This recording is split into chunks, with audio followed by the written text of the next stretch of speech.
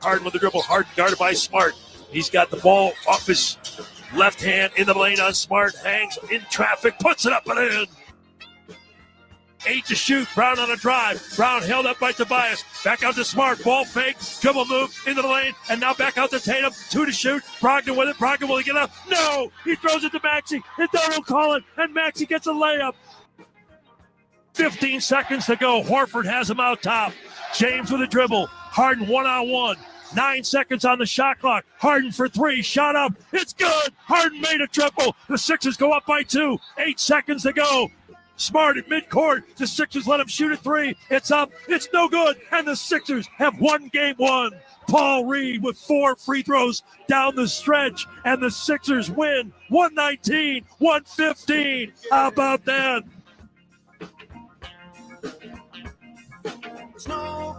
Well, as the saying goes, that is why they play the game. Wow. The 76ers went on the road last night and beat the Boston Celtics in a track meet without Joel Embiid in a game that Tatum gave you 39 in Boston as a 10-point dog. Absolutely electric. Of course, you just heard the 76ers radio network. Tom McGinnis on the call. Well, John Jansen, it's when we get things right.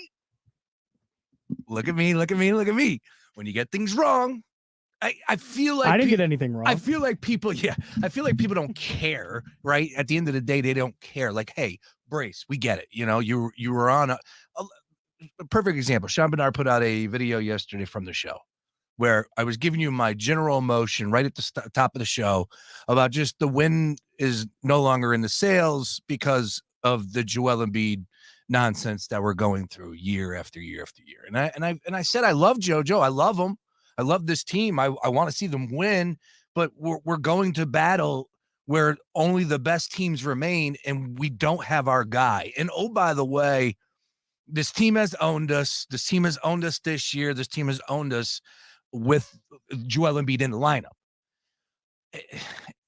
So like as I open up this show today, of course, I couldn't get behind the rah-rah. I couldn't talk myself into taking a 10 or believing in a plus 400 money line. When's the last time James Harden put up 45 in a playoff game? Like, it's been a long time. I mean, he's only done it once in his career. It's a career high. Yeah. But we haven't seen that. And I thought it might have been there, but for me to bet on that, I think is a bet not worth taking. I think one thing that I think you and I both could have at least been hanging our hat on for that game was Boston did not play well against Atlanta. Boston gave up a lot of points against Atlanta. Boston got out-coached by Atlanta. Definitely that. So maybe we should be looking more into what is going on with Boston instead of obviously what we do as Sixers fans and what we've seen for the past few years. We immediately went to, here we go again. Instead of maybe looking at all of the entire situation and realizing that Boston may be actually dealing with some problems that aren't easily fixable. Yes. And also the fact that, hey, whatever happened in years past has nothing to do with right now. Right, absolutely. But that is the emotional part of being a fan, where of course, you need to remove that when it comes to wagering on these games. But there's no way I could hop on the microphone yesterday and not voice my frustration about this here we go again situation with JoJo. And it was a here we go. Yeah. Again. But to your point, and this was put out last night, that let's not lose focus on how good the Boston Celtics are, right? The Celtics this season, again, there's 2 seasons here. You got regular season and you got playoffs. We understand that. The Celtics were the number 2 defense all year in the NBA. Right now, and this was put out by Sean Grande, who is the play-by-play guy for the Celtics. They're 12th out of 16 in the playoffs. He goes into a little analytics here. Follow me. Boston gave up 1.23 points per possession 7 times in the 82-game season. 1.23 points per possession 7 times in 82-game season. In the last 5 between the Hawks and the Sixers, they're averaging 1.23. The Spurs set the NBA record this year, allowing 1.196. Bottom line is this. Their defense stinks. Boston is not playing well on the defensive side of the ball. And we're going to talk to Sean Bernard coming up here at 3:30. And I know him and I were exchanging text messages late into the midnight hour because everybody was fired up here in Philadelphia and we couldn't get enough of that game. And he's got his thoughts on what exactly the number one flaw is for the Boston Celtics. And I can't say he's wrong. But it's a matter of it's catching up to them, and it's associated with one player. So I look forward to getting into that with Sean Bernard. I think I know that one player. I'm sure you do. Okay. Now, let's talk about James Harden last night. And just what you said, the expectations for him all season was to what? To be that leader, to be that guy that, of course, plays his role. Everything runs Joel Embiid. He is the MVP. And has to be, too. Yes. Joel Embiid has to be the focal point of the offense. Absolutely. I mean, he's unstoppable when he's out there, so you got to get him the rock. But James Harden, in his role all season long, he played it damn well. Played it really well. And, the double digits assists night in, night out, and just is unbelievable. But you knew he had the opportunity or the ability, to score when his number was called upon, right? We've seen him hit a couple of 3-pointers in that Brooklyn series. We can go through big games throughout the course of the year, but all in all, everything has been run through Joel Embiid. Last night, the box score tells you everything that you need to know. With what Harden did, and exactly what he said after the game, too. I mean, I can't lose sight of that because, and he said, look, we knew that there was 30-plus points that needed to be replaced. So, of course, I'm going to put that on my shoulders. But last night, Harden attempted 30 shots. I believe his highest this season was 24. So he went into it. And this is the type of spot because you look at it from where we are as far as the whole NBA playoffs, right? And you look at some of these unbelievable performances. Steph, how many shots did Steph get off in that game 7? I think 38, right? Yep. You mean to tell me Steph didn't, on the way to game 7 say, oh, he did. No, not even Steph. Steve Kerr said, guys, Steph is taking the shots. Yes. Steph is doing it. I don't know if Doc said that about James Harden, but this is go time. Jimmy Butler. I guarantee you there was a bit of, because I think Doc was talking about it pregame, wasn't he? We need James to step up offensively in this game. Yeah. To be the scorer. But they're stepping up. This was the game plan. They're stepping up, and then they're right, doing what he did. Yeah, I'm going to get mine, and if they go in, so be it. But if they don't, you're going to see an aggressive James Harden, and that is all we wanted to see. You are the best player on that floor representing the 76ers. Live and die by James Harden, because that's the only chance that the Sixers had at winning the game last night. Incredible performance by James Harden. The step back in the eye. You want to hear that one more time? You want to hear that again? Let's do it. Listen. Can we get the Kevin Harlan one, though? I want to give you this one, though, first. Listen to the defensive chants in the background. And all of a sudden, Harden down 1, 8 seconds on the clock. Al Horford in your eye. 15 seconds to go. Horford has him out top. James with a dribble. Harden one-on-one. 9 seconds on the shot clock. Harden for three. Shot up. It's good. Harden made a triple. The Sixers go up by 2. 8 seconds to go. Unbelievable. In Boston, back-to-back nights that Garden has just seen some of the worst outings in their sports history. That was a crushing loss for the Boston Celtics. Don't take my word for it. Did you hear Shaq after the game? There's no reason why they lose that game. None whatsoever. This Boston Celtics team is not the team from the regular season. It's not the same team from last year's NBA Finals. And I think that has to change the way we look at this series. I know Embiid's injury is because I don't know how many times the Sixers will be able to pull this off. And so if you go in a long 7-game series, yeah, eventually I think Boston's going to wear you down. But with the way Boston's playing now, as long as Embiid does come back in game 2 and he is relatively healthy, yeah, I think it has to change the way we look at Boston. Not just this is a team that beats the Sixers historically, and they have all these great numbers against the Sixers. That's not the same team. They are not playing that way. I think we have to change. Even I don't know how large sports books are going to change their numbers based off of this one game, but I think it's based off of the last series too. This is a completely different series than we thought it was. Well, I don't think it's all that much changed in the eyes of the Vegas odds makers. So I'll tell you straight up, DraftKings dropped to 9. It's up to 10 now. The Sixers are catching 10 again. The only thing that changed was the total. It went up from 214.5 up to 218. It was 218.5 earlier this morning. It's down to 218. That was surprising to me. I didn't think we were going to see a track meet like that. I expected the wake-up call from the Atlanta Hawks series and everything, whether you guys want to roll your eyes. Yeah, we're past wake-up call now. No, I agree. Right. This is who they are. Exactly. This is who they are. They have an issue. So how are we not taking the 10? I would agree. I mean, I always hesitate with any NBA spread, so take that with a grain of salt. But I don't see how we can't look at Boston's problems through a 5-game sample size now, and over and over and over again, the same thing happening. It's not just, oh, well, can James Harden repeat that again? I don't think it's about James Harden. I think it's about the Celtics. They have given up this to other players and other teams in the postseason, dating back to the round 1. And I think, what was it, game 3 or 4 against Atlanta? Now to this game in game 1, they have given this up to everybody in that span. And what's going to change in game 2? If it's not Harden this time, why can't it be Maxey? If it's not Maxey this time, why can't it be Tobias? They are giving up so many points to everybody. Yeah. It's not just Trae Young and James Harden, these guards. And look, Maxey, I thought he was getting better as the game went on, and he was figuring things out. Absolutely.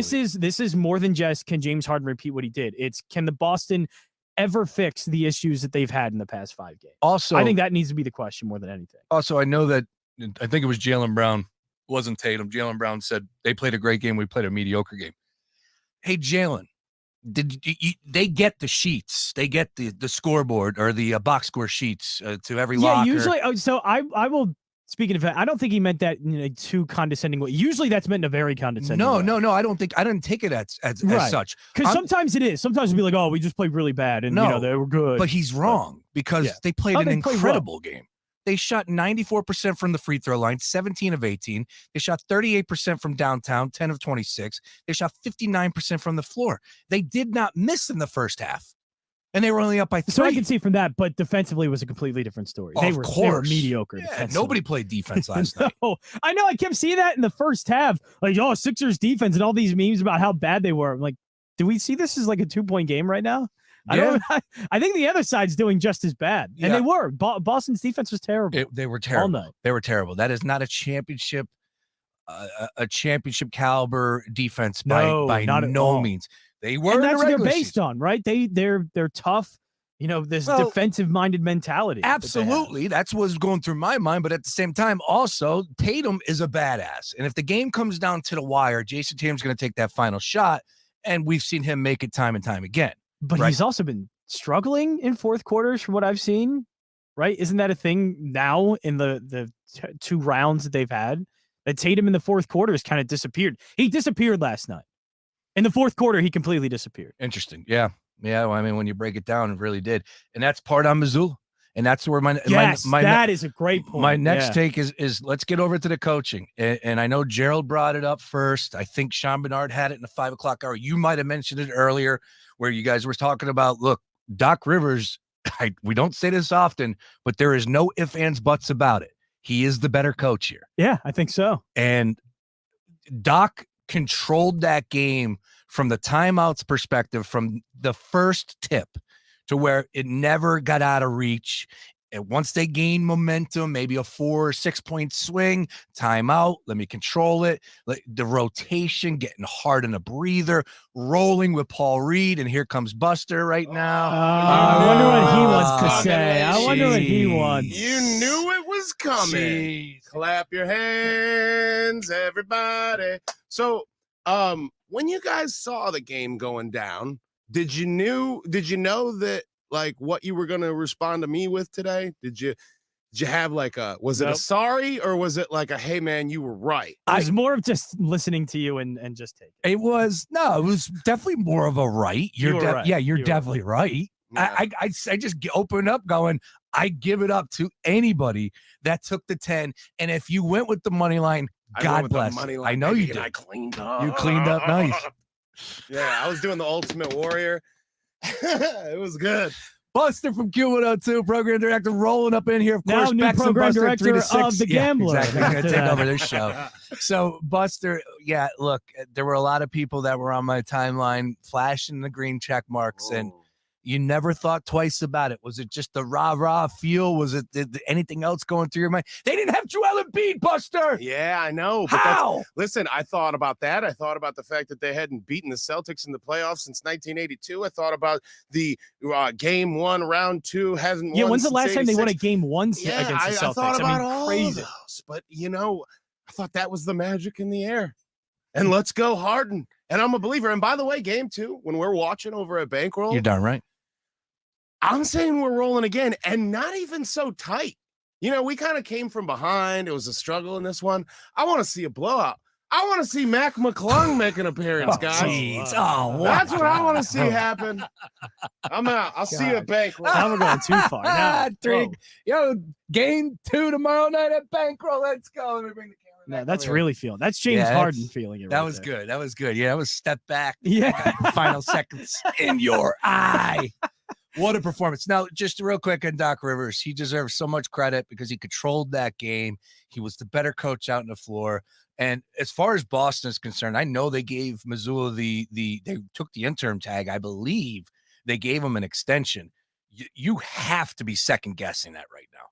This dude was never a head coach, and you just gave him this opportunity. And I thought he earned it. Because the regular season was looking good. I know. But the regular season didn't look good for them last year, early. And now this year they started off well. Everything was clicking. They looked like they were going to get the number 1 seed. And yeah, they have not looked anything like that since, and especially in the playoffs.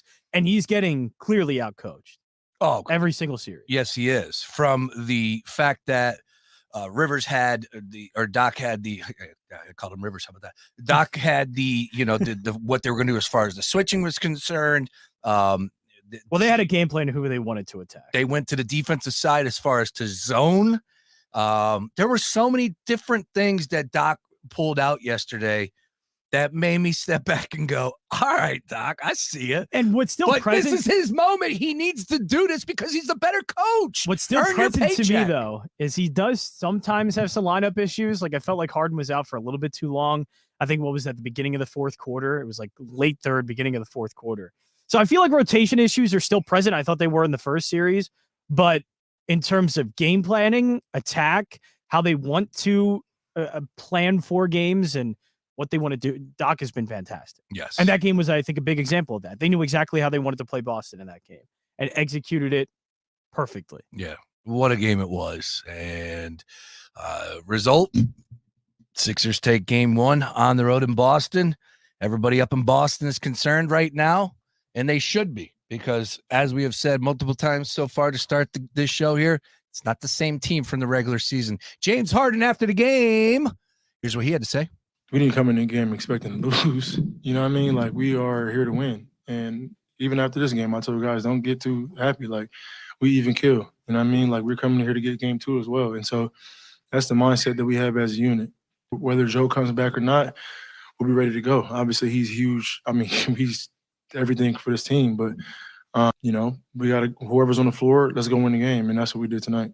James Harden, you are the man. What a game it was by Harden. And once again, his box score, 45 points total. He played 39 minutes plus some change, 17 of 30, 7 of 14 from downtown, 4 of 4 from the free throw line. And one other thing that Sean Bernard's going to talk about, he was very passionate on his timeline talking about how Harden does not get any of the calls that he used to get. And it's facts, because for that game, as aggressive as he was, and he only ends up at the free throw line 4 times, yeah, something's going on there. And oh, by the way, some of those calls at the end, man, really had me frustrated, because it just. So the only one that frustrated me was the offensive foul call. Yeah. Yeah. Well, that was the bad one. I take it back, because they did not. I thought for sure Maxey was fouling. There were a few times out. I thought Tatum should have gotten a foul call, and he did. So I didn't think the officiating was bad. Everybody's going nuts. I was seeing it from Boston side and Philly side, and everybody going nuts.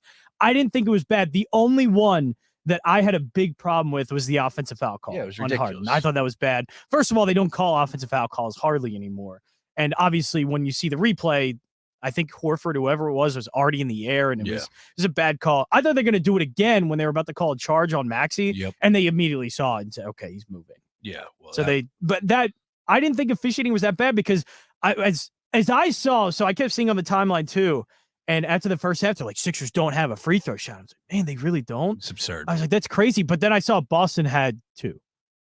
So, okay. You're going to swallow the whistle, swallow the whistle. Right. Be consistent. Yeah, I thought, for the most part, the refs maybe got a little loose at the whistle at the end, but I also thought it got more physical towards the end. Absolutely. And again, the only one I truly had a big problem with, which I understand, was the offensive foul call on Harden. That was not a good call. And I'm glad they didn't review PJ Tucker's, ball shot to Tatum, which oh my God, every Boston fan, that was intentional. Yeah, I know. What a dirty player. Yeah, exactly. Like, are you? Do you see things? Are you watching it? Do you understand what's in front of you right now? But on the flip PJ side, Tucker was very clearly angry at somebody, and not at he had no idea it was behind him. Unless PJ Tucker has that much of awareness, and if he does, awesome for him, man. If he can see things in the back of his head, that's got to be one giant asset that I didn't know PJ Tucker had, because he doesn't have many. And it was completely unintentional. Well, your boys over there at WWE keep pulling in, and all these tight ends, they should get, Tucker in there. Tucker in for the low blow, too. Yeah, for the rep distraction low blow. That was a Ric Flair slap right to the lower groin. That is an Eddie Guerrero type of cheap shot there. Shout out to Paul Reed. He stepped up in a big way. Out the mud. Is it out the mud or in the mud? What is it? Stuck in the mud? No, he was stuck, but he's out the mud now. He was stuck in the mud. Oh, okay. I apologize. Now he's out the mud. I need to learn this, because I think I'm learning it now. He's earned the respect to learn it. Recorded a double-double, which cashed, and I think it was plus 275 on DraftKings. Nice work by everyone there. And what it came down to were free throws. And how many times have we seen players step up and miss it? Drew Holiday missed free throws. Drew freaking Holiday missed free throws, right? Nobody wanted that ball in that Milwaukee series at the end. Giannis was throwing it, and the next thing you know, somebody saved it, and then Drew Holiday stepped up and he missed the free throw. So for Paul Reed to step up on the road and go 4 of 4 in crunch time free throws, he deserves a lot of credit, man. He does. And Paul Reed was in an impossible situation where he's not a starting center in the NBA, and he's taking on a great Boston team, and he did very well. So I think I can commend him for that. I think more needs to be said about Anthony Melton's game against the 17 Celtics. and 17 points. Yep. The toughest part about the Celtics is their perimeter defense and also the abundance of guards. They essentially have like 3 point guards / shooting guards in their starting lineup. And then off the bench, they have one of the best point guards in Malcolm Brogdon, who is like their 6th man. And D'Anthony Melton had this impossible task of guarding and trying to score off of them. And he was 5 of 6 from 3 with 17 points. That is a special performance from him that makes me believe that the Sixers actually do have the backcourt that can keep up with Boston. I didn't think that was the case. And DeAnthony Melton, I loved in this game because I knew he was going to get minutes. So he at least cashed me a lot of my bets as well. But Melton showed up in a huge way that I think needs to be applauded a lot more because the Celtics guards are ferocious. And the fact that he put up the kind of performance that he did speaks volumes about him as a player and what the Sixers have in their backcourt now. Well said. All right. Off and running here. Love to get you PJ involved. Tucker is a dud. I don't care they yelled at Paul Reed. Well, Guy's a dud. He did nothing. Yo, he did more than nothing. Come on, man. He grabbed every time he grabs a rebound, all he does is try and look for somebody to pass it to, and he's a terrible passer. There was one rebound he got it, had no idea where he was. I think he's a little more heady than you're giving him credit for. He's not, though. Oh, I think he is. He gets blown by on defense, and all because he holds guys accountable when all he does is just yell. I thought, because the video going around is PJ Tucker yelling at Paul Reed, like, what are you doing? And I think the better part of it was James Harden at the end of it. All he did was just point to Paul Reed's head and said, just think with your head, man. Yeah. That's leadership. Harden, to me, was a leader. Harden was a fantastic leader. Led by night. Example and off the floor or after the game when he was yelling at everyone. James Harden get off the should floor. Get applauded for being a leader and getting that team in a position to win more than PJ Tucker for just yelling.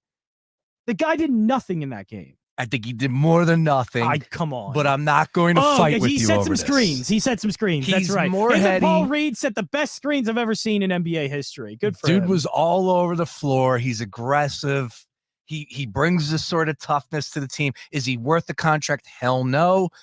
I'm happy to have him on my team, though. Why does James Harden, when Joel Embiid is out, have to put up 55 and Maxey 26 and Tobias Harris 18? Because not only are you missing a guy, but you have somebody in your starting lineup who doesn't shoot the ball. Well, guess what? Shoot Guess what? at all. Daryl Morey is number one to blame, but so is Joel Embiid because Joel Embiid point blank Daryl said, Morey is "Go absolutely get him." to blame. Right? Daryl Morey absolutely to blame. So you know, I love the leadership stuff. I get it. Like, I'm sure he is a veteran player and he knows where to put guys, but that box scores. Udonis Haslem knew where to put guys and he could get into guys, and he was on the bench because he couldn't shoot.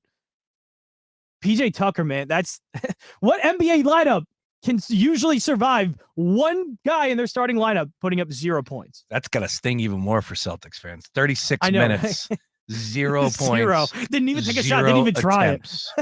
Yeah, it's absurd. I agree. With I don't know. This love affair is crazy for me when I think a guy like Melton should get more love.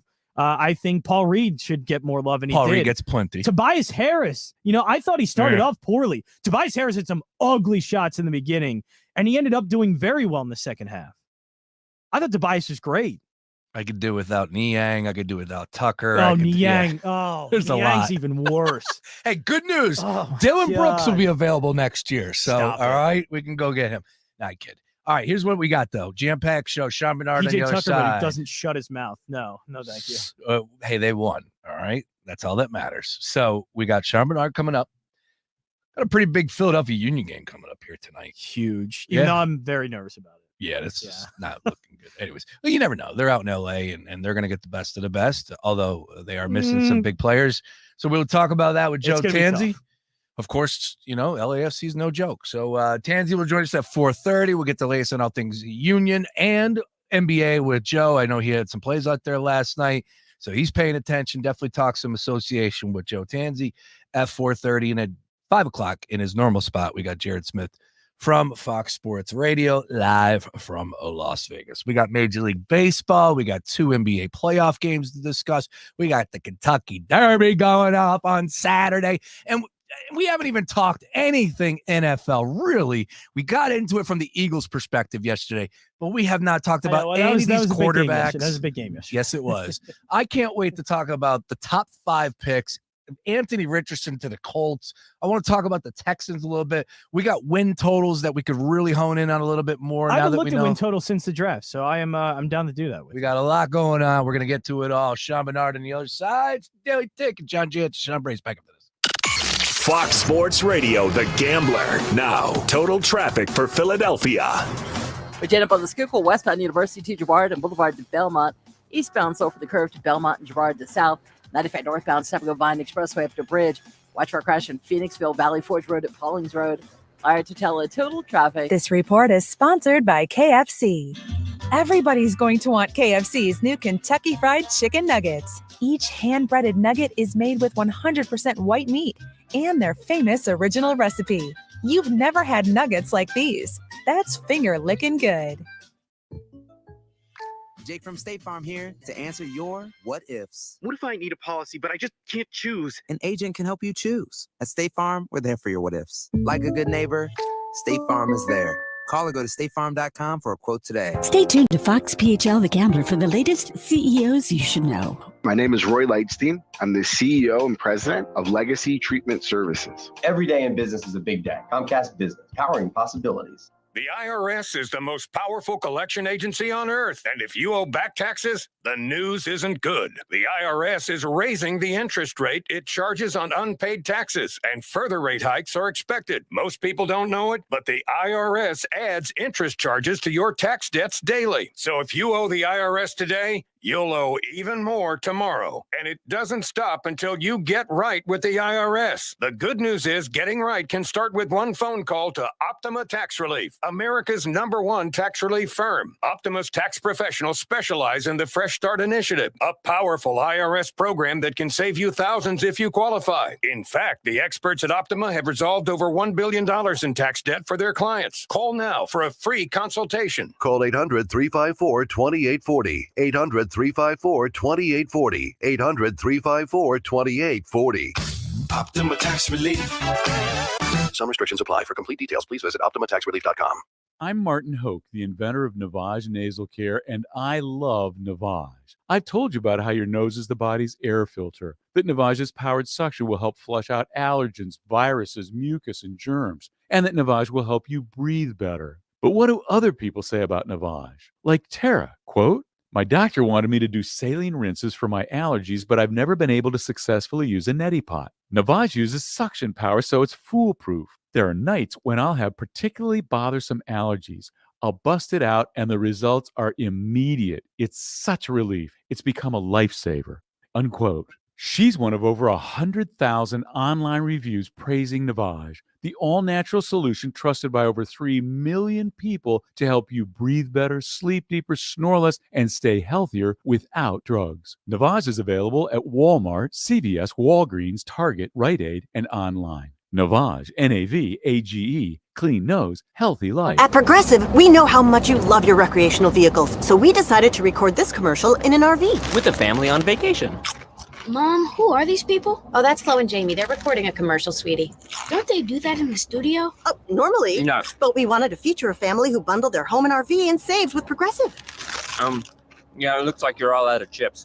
Okay, I think we'll just drop you off at the next gas station. Bundle your home and other vehicles with Progressive. Progressive Casualty Insurance Company, affiliates, and other insurers. Discount not available in all states or situations.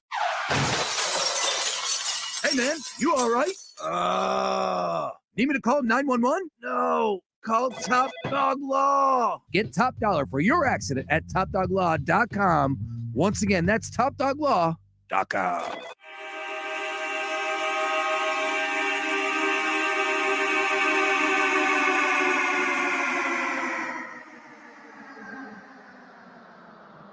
Smart at midcourt. The Sixers let him shoot a three. It's up. It's no good. And the Sixers have won game one. Paul Reed with 4 free throws down the stretch. And the Sixers win 119-115. How about that? All right, welcome back. Fox Sports Radio, The Gambler. Here we are on a victorious Tuesday. And as I just opened up the show with John Jansen, that wasn't expected in our minds last night. But, of course, what a victory it was for the Sixers to go on the road and beat Boston in the way that they did, led by James Harden.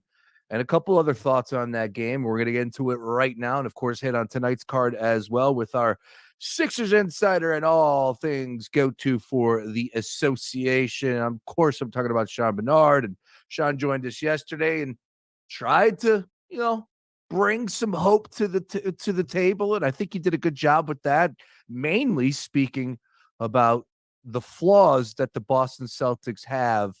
And I'll tell you what, Sean, I want to dive right into it, man. First of all, great to have you again. Big day with a few NBA playoff games, including one series getting started that it's going to have everybody's attention. but just what a performance by James Harden. I got to give a lot of love to Doc Rivers. I thought he coached an unbelievable game, just from the timeouts perspective to just totally being in control. Good rotation, getting Harden out of the game, getting him a break, keeping the game within reach. Never had to worry too much about that game ever going. Like, there was a moment in the first half, maybe the second quarter, that maybe I thought, like, all right, this is going to be a tough battle here.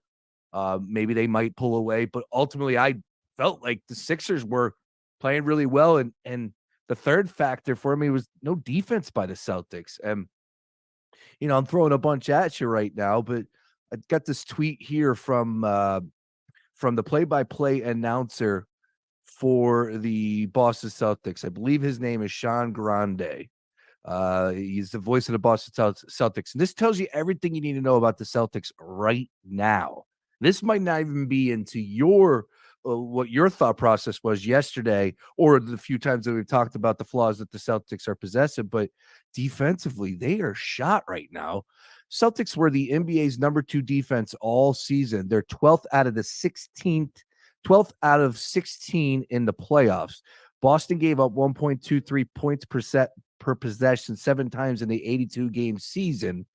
In the last 5, the Hawks and Sixers are averaging 1.23.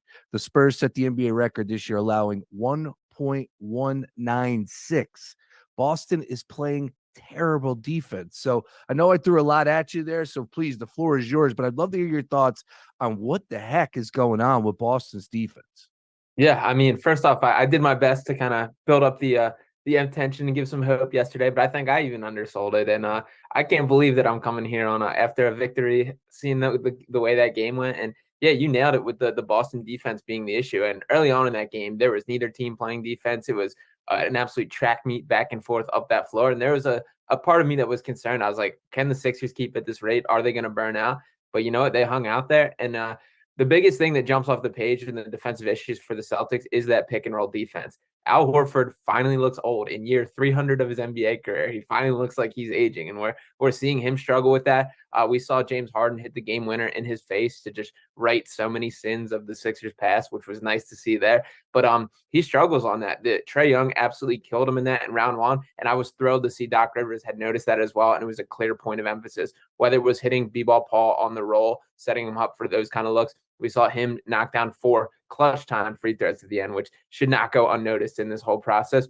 But either that, James Harden, I was confident that the hole was there, that there's a vulnerable spot in their defense. I wasn't as confident that Harden had the burst and the ability to take advantage of it. And he absolutely did, far more than I expected. I mean, throughout the entire regular season, his season high for attempts was 26 field goal attempts. He shot 30 times last night, and he was very upfront in the media session after the game, talking about how it just hasn't been his role, that he's still capable of being this guy. He's just at a point in his career where he's better off for the team's benefit to be more of a playmaker and be more of a team-oriented guy. And he's right, but the Sixers needed him to be that guy last night, the guy ready to step up to center stage. He did all that and more, and 45 points. I can't believe it. So I'm thrilled by how everything went, and I don't think that's a fixable hole for the Celtics. I think this is a schematic and just part of it. I think it can continue to be taken advantage of. I don't think there's a simple fix to it. I don't think Al Horford or Robert Williams are capable of improving off that, and that's something the Sixers should continue to pound.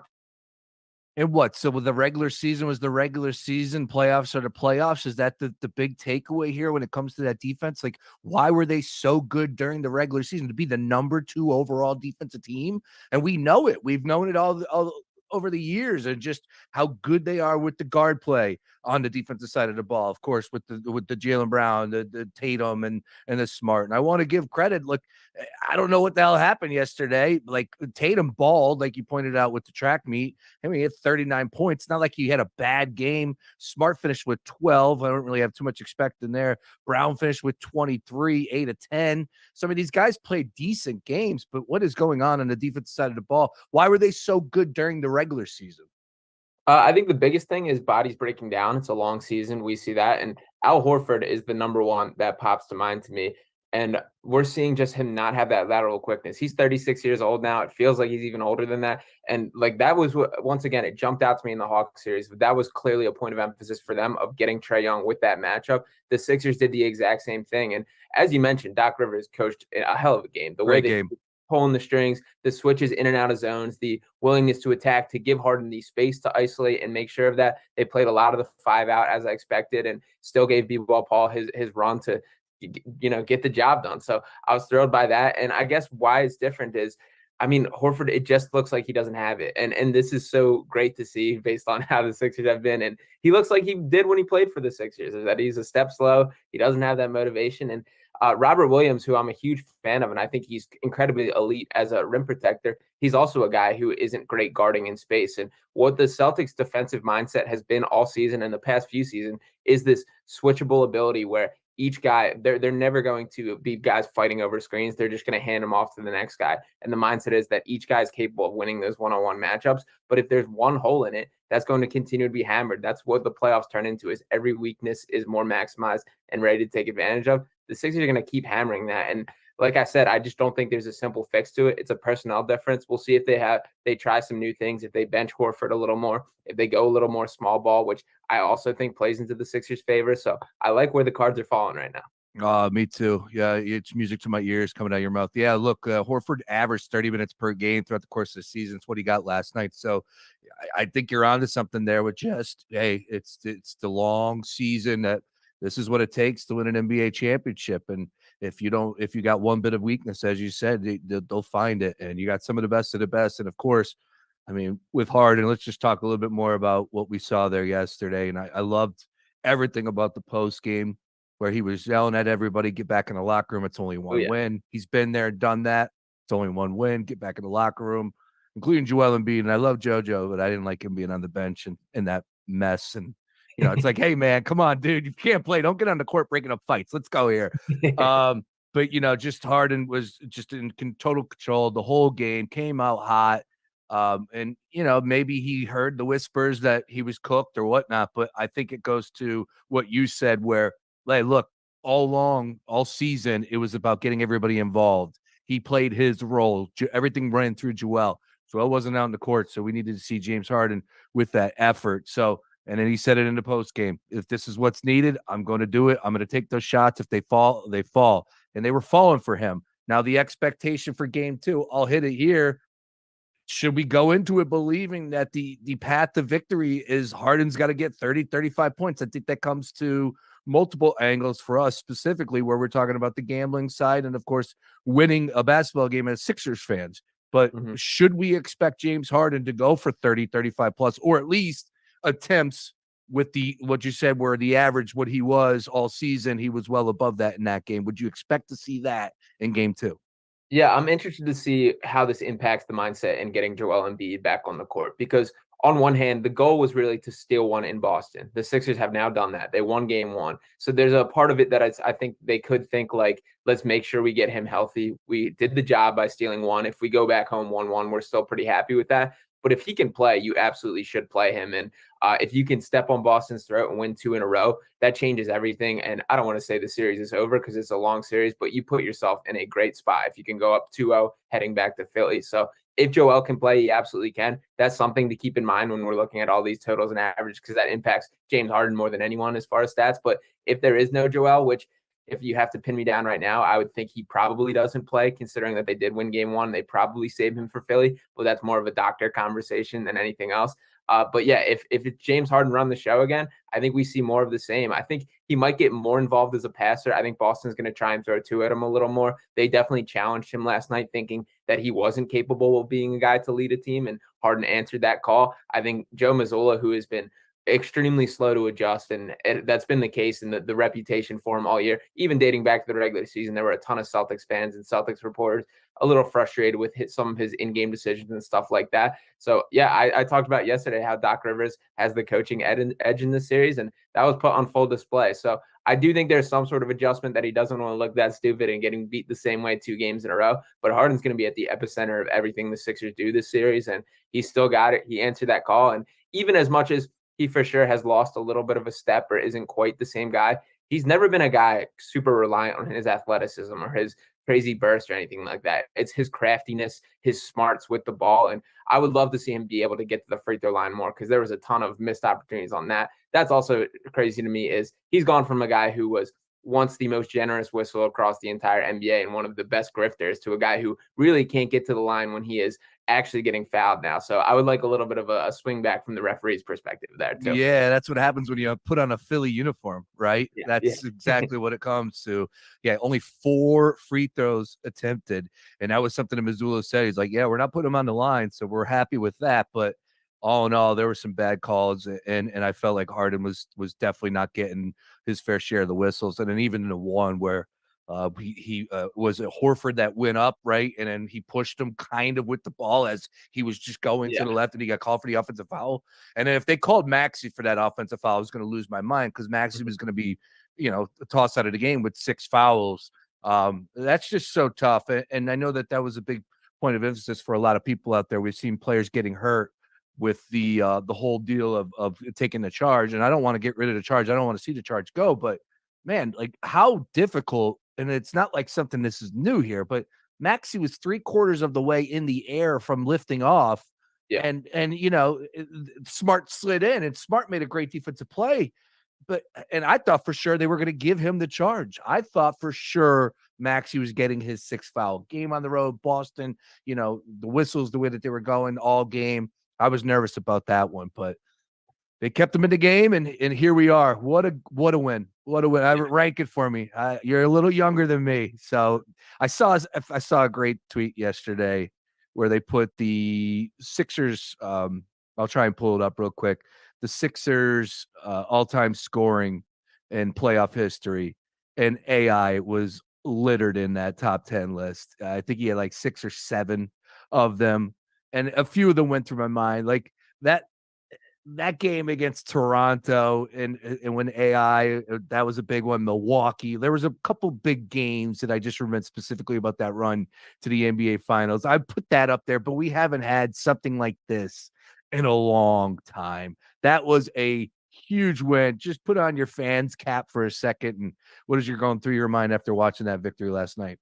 Yeah, I remember more so watching it back than live, but that the game 1, the step over game, the AI, I still probably give the nod to just from how heroic and what a one-man team that was. But aside from that, as far as live and being invested in this team and seeing it and exceeding expectations, because this was a game that I really did not expect them to win going into it. This pretty much takes the cake besides that. So that was the most impressive, just I guess most surprising win is probably where I would put it from that. And yeah, I saw a stat: AI and James Harden are the only 2 Sixers to score 45 points in a playoff game for the Sixers. So impressive stuff there. It is nuts. And to touch on the charge point real quick is that would have ended the game if they did call that on Maxey, because that was a huge 3-point swing in addition to him fouling out. That then pulled the Sixers within 1, and then there was a couple swings beyond that. There was about a minute and a half to go at that point.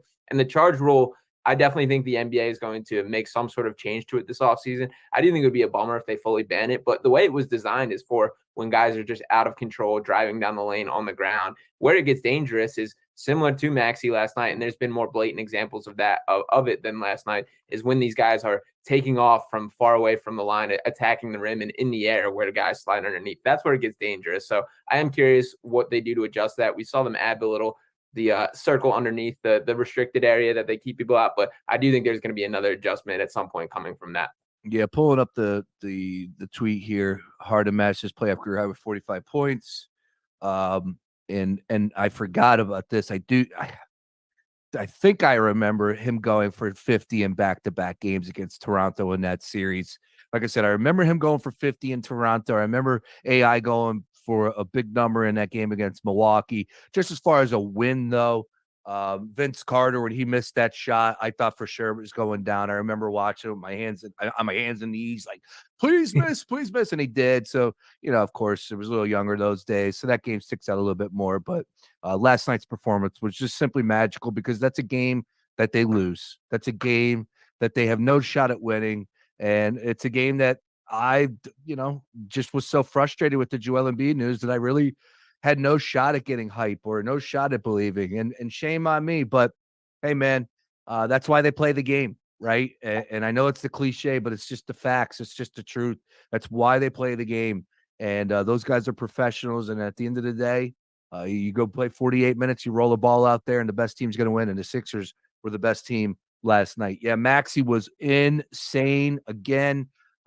Just all over it defensively, knocking down shots. Yep, the steal, finished with 26. Paul Reed played, 38 minutes?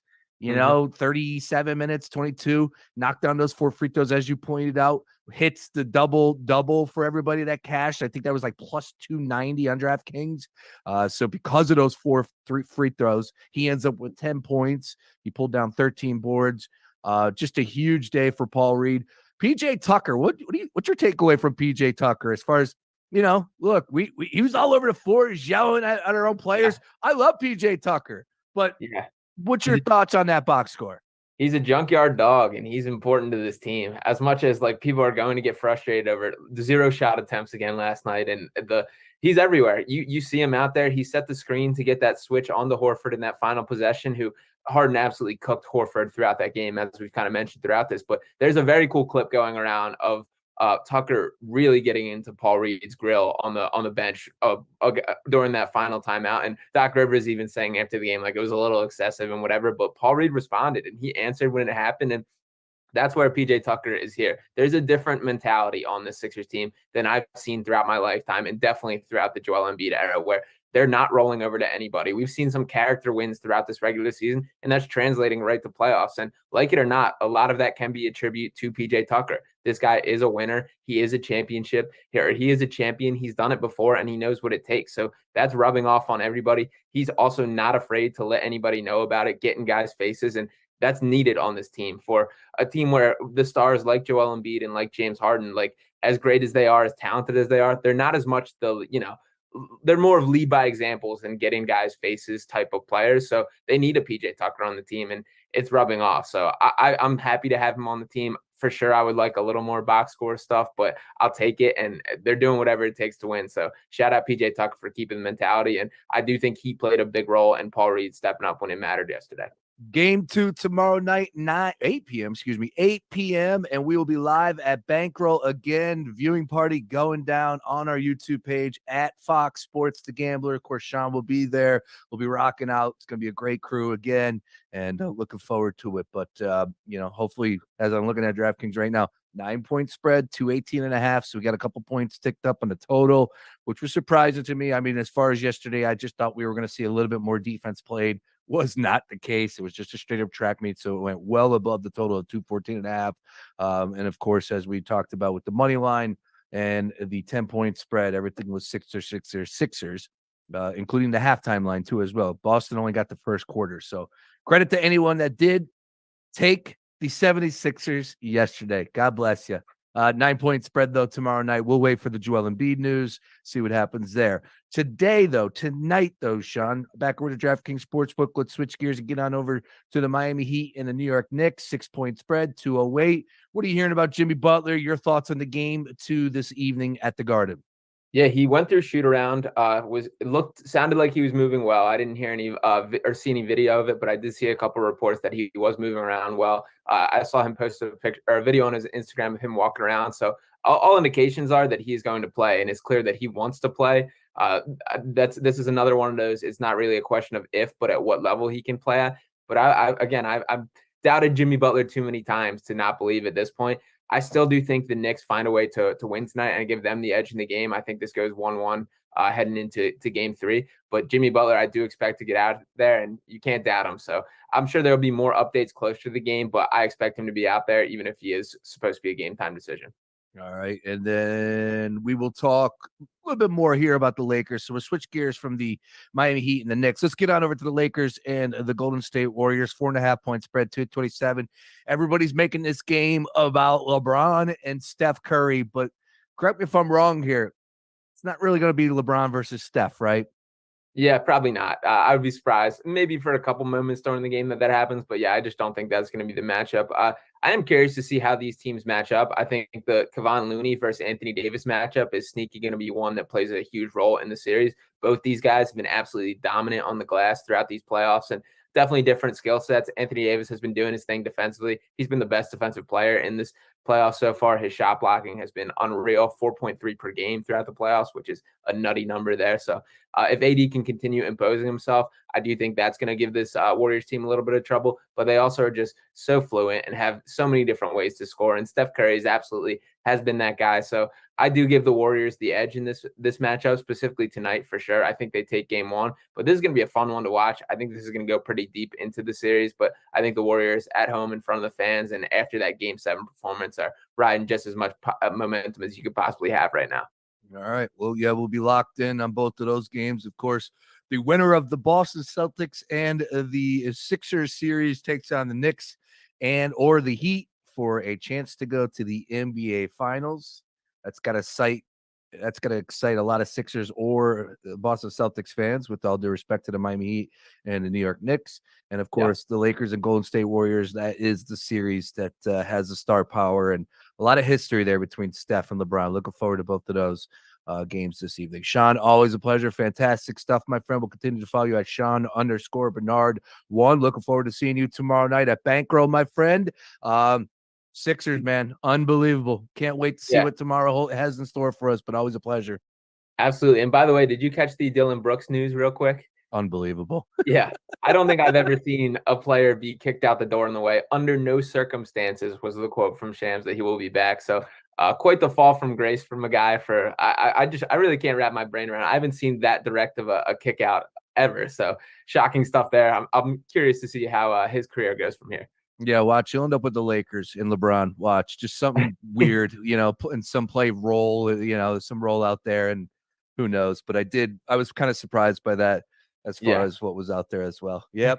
Dylan Brooks, see ya. Sean, you the man. I look forward to seeing you tomorrow night. Always a pleasure, sir. Yeah, absolutely. Thanks for having me, and I'll be ready for game 2. Let's go. All right. Daily Ticket rolling on. We got a jam-packed show. Do not go anywhere. More after this.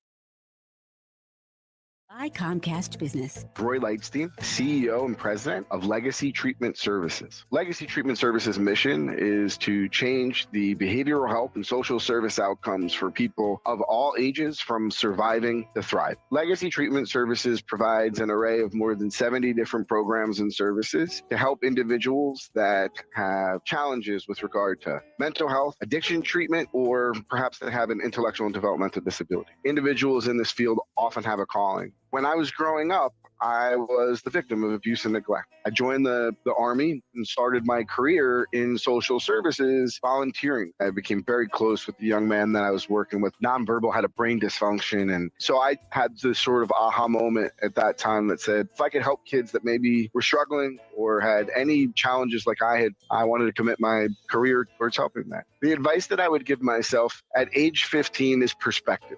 The sun comes up, the sun goes down, and when we're in those moments, stressing about your grade, your social relationship, I just wish I could look back to me at 15 and say, this is just today, and you can have a significant impact on what tomorrow's going to look like. We invite folks to just head to our website, legacytreatment.org, and you can reach somebody at any time of the day or night. This episode is brought to you by Comcast Business. Every day in business is a big day. Comcast Business will keep you ready for what's next. Comcast Business, powering possibilities. There's a race going on inside your body, and sometimes the bad guys, otherwise known as arthritis, get there first. That's when the joint pain kicks in. Your healing process is just too slow and just can't catch up, and it needs just a little bit of help from QC Kinetics. That's Dr. Daniel Zuckerman, a QC Kinetics medical director. We all know that you can heal yourself. If you get a cut, it heals on its own. Your joints are no different. We can take the healing properties from your blood, concentrate them down, and put them in the spot that you need the help. It's amazing. Your body can heal itself. At QC Kinetics, that's called regenerative medicine. No surgery or steroids, just lasting relief, the natural way. The fact that we can treat them without surgery, but using their own body's natural healing process, without medications, without steroids, without surgery, it's just amazing. Call QC Kinetics now for your free consultation. Call QC Kinetics, 215-999-3000. That's 215-999-3000. 215-999-3000. During Spring Black Friday at the Home Depot, you can get Vigoro mulch at a new lower price of 3 bags for just $10. Planting a garden? Mulch helps soil retain moisture. Sprucing up your walkway? mulch can help prevent weeds from creeping in. Potting some flowers for your porch? Liven up your planters with an accent of year-long color with red, brown, or black mulch. Hurry into the Home Depot to get Figaro Premium Wood Mulch now, 3 bags for just $10. Offer valid in-store only, March 5th through May 17th. Color selection varies by store. Limit 60 bags per customer while supplies last.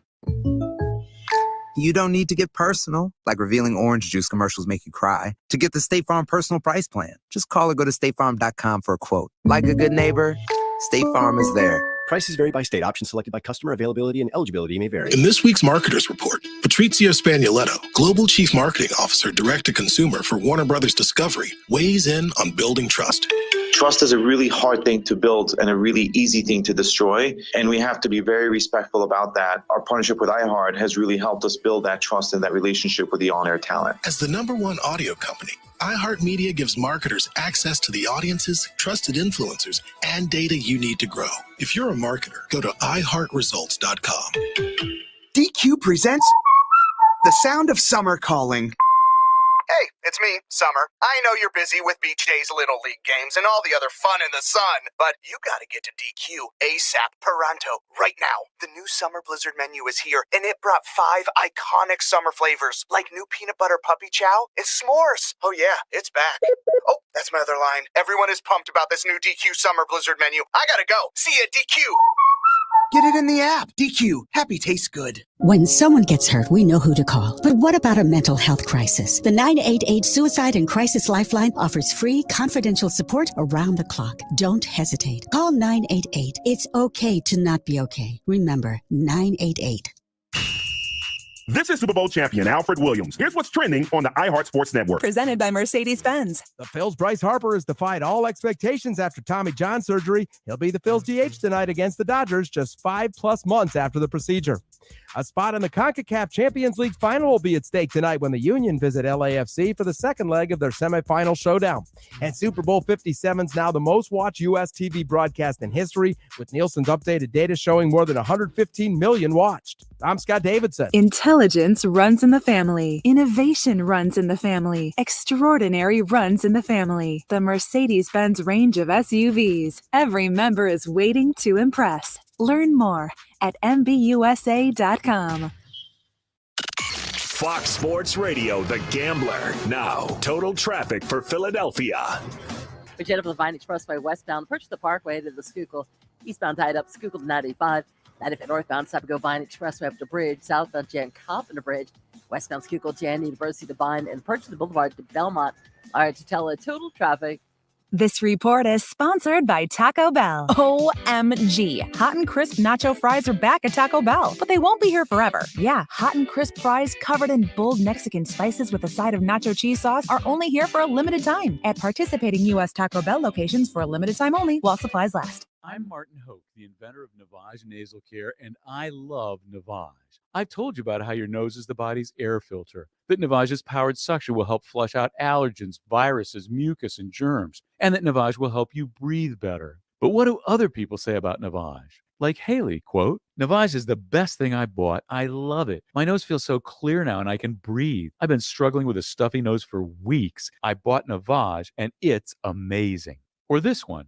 I use Navage every night, could not imagine life without it. I have 5 cats, and before I found Navage, I was a clogged mess. Now I breathe so much better, unquote. Those are 2 of over 100,000 online reviews praising Navage, the all-natural solution trusted by over 3 million people to help you breathe better, sleep deeper, snore less, and stay healthier without drugs. Navage is available at Walmart, CVS, Walgreens, Target, Rite Aid, and online. Navage, N-A-V-A-G-E, clean nose, healthy life. Progressive presents Precious Moments. Yeah, I caught my first fish, Dad! Great job, buddy. He's a beauty. Thanks for taking me fishing. Love you, Dad. I love you too, son. The exchange you just heard didn't actually happen, but it could. Bundle your home and other vehicles with Progressive, and you could use the savings to make sure the boat's always ready for those magical father-son moments. Who knows, maybe someday he'll actually like fishing. So keep the dream alive and the savings coming with Progressive. Progressive Casualty Insurance Company, affiliates, and other insurers. Discover credit cards automatically double all the cash back you earn at the end of your first year, which means... Wait, hold up. Question for the audio engineer. Go ahead. Did I read that right? Discover automatically doubles all your cash back? Yeah, that's what the script says. So if I get a Discover card right now, I can earn twice the cash back. Apparently.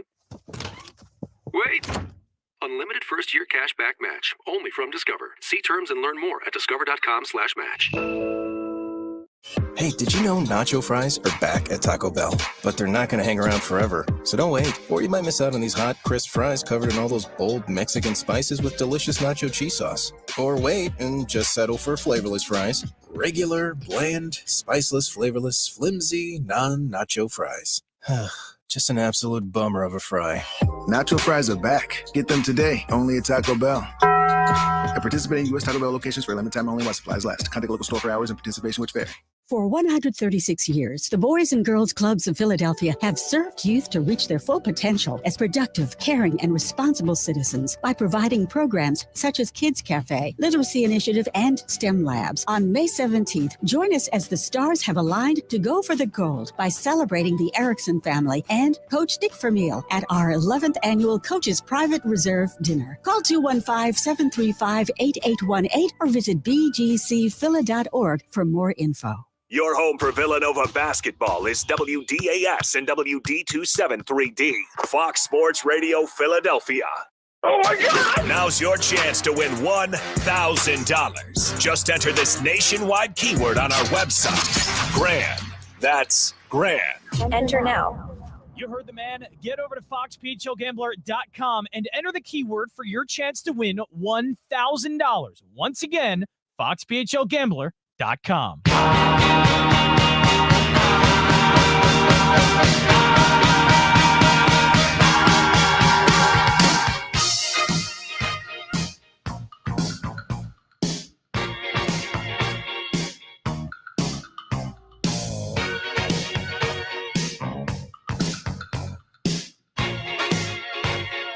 Ba, ba, ba, ba, ba. Here we go. 4 o'clock hour, Daily Ticket. You got Sean Brace. You got John Jansen. I'm still drying out, John. True.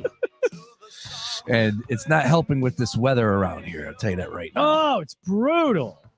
Folks, get over to our YouTube page, Fox Sports The Gambler, and subscribe. Let's go. We need to get those numbers up, all right? We're trying to get some sponsors over here. Hit up Fox Sports The Gambler on YouTube. We're streaming live and loud every day. Of course, you get us on the iHeartRadio app. We got a lot of good things happening as far as content is concerned. And as they say, content is king. Yeah, I actually lost like 6 pounds down in Myrtle Beach. How? I was on the hot dog diet. That's all I ate. I mean, I've been on the hot dog diet before. I don't know if I lost weight. Yeah, that's all I ate. Probably about 6 hot dogs a week. No, we went out a little bit, but I hopped on the scale yesterday. I was like, well, you know what? I feel like I'm lighter. The pants are fitting a little better. Hopped up on there. Surprise. From all those golf swings. Who knows? You know, we did sweat a little bit. A bunch of hacks. Beautiful. It was all scrambles, you know, so we kept it moving, which is good because, you know, nobody wants to be out there swinging 100 times, 130 per round, whatever it is. And then, so it was fine. But ultimately, I was happy to at least see that. But as I said, what's going on with this weather right now? The old saying I guess, you know what? I'll say it's not the worst time for it to be happening. Come on, man. And the only reason I'll say that is because there are a lot of reasons to stay inside and just watch sports all day. Damn right. We have a lot of playoffs going on. Phillies and baseball. Phillies are back in our lives last night. Not the best outing in LA. Yeah, we don't need to talk about that. Let's go ahead and hit on some MLB, though. That's what I wanted to do here. And, of course, the return of Bryce Harper tonight in the lineup. Not the easiest of pitchers he's going to face. Welcome back, Bryce Harper. I did see people are asking me about him hitting a home run tonight. Let's go ahead and fire up DraftKings Sportsbook. Take a look at some of the numbers here that matter. And Bryce Harper to a go yard. You got a guess for me? 375 plus 425. Okay. And there were some promos out there. Some people offering some odds boosts. Don't do that. No, I think you're asking a lot. Urias on the mound. Urias. I mean, he's getting hit hard. Is he? Yeah, Urias is getting hit hard. He's not having a good year. I put the emphasis on I put the emphasis on ooh. You don't. You say Urias. Urias. You say so. So there's one where it's Urias. No. And then one, it's they're said differently. Oh, if I remember. different players. Yes, different players. Yeah. When I looked it up 2 years ago, whatever it was, I was under the impression of Jose Urias. It's more of the ooh. You're more of the So, but hey, look, it goes the same way. He's a hell of a pitcher, and not right now. Well, he's struggling. Vegas odds makers have the Dodgers favor -150 here. Well, that's because the Dodgers are the home team, and the Dodgers, yes. And Matt Strahm, no matter how well he pitches, it's always going to be put on a price that's not indicative of what he's doing now. That's true. It will be a stay away game for me from the betting perspective. We'll have Jared Smith see. Yeah, that's not my favorite. No. To go over the games real quick, the Mets ended up splitting yesterday, the doubleheader against the Atlanta Braves. Now they fly to Detroit, and why are my numbers my pitching matchups not showing up right now on DraftKings? I don't know why. So let me go here to covers real quick. Let's see here. Maybe nobody's listed. No, Joey. There are players listed. Joey Lucchesi. Lucchesi. How many times he pitched for the Mets this year? Only a couple. Yeah, not too familiar with. Because I think he came back from an injury. Okay. He hadn't pitched in a while and then came back. Well, he is on the mound this evening, taking on the Detroit Tigers. Lorenzen is on the mound for the Tigers. He's not good. No, Tigers are a bad squad. Anyways, that is a plus or -155 for the New York Mets there. You got the Braves, Bryce Elder. They avoided disaster with Acuna taking the pitch off of the shoulder yesterday. No it seems like just damage. A contusion, which is good. A good bruise. Alcantara on the mound, who hasn't been all that good this year, but still he is. Sandy Alcantara is still popping the mitt. He's top 5 as far as velocity is concerned in the MLB, and he is a -125 favorite. I believe the Marlins have won 4 straight, all by 1 run too. Let's see here. 7.5 is your total. That means the last time they lost was probably Sandy Alcantara stuff. How about that? The Pirates and the Rays might be the game of the night. Yeah, I said it. Might be the game of the night. Due to record, the pitching matchups. Yeah, whatever. Due to record. The records are good. 23 and 6. 20-win teams. Yeah. Yes. Yeah, that's great. Are they the only 21 teams? They are.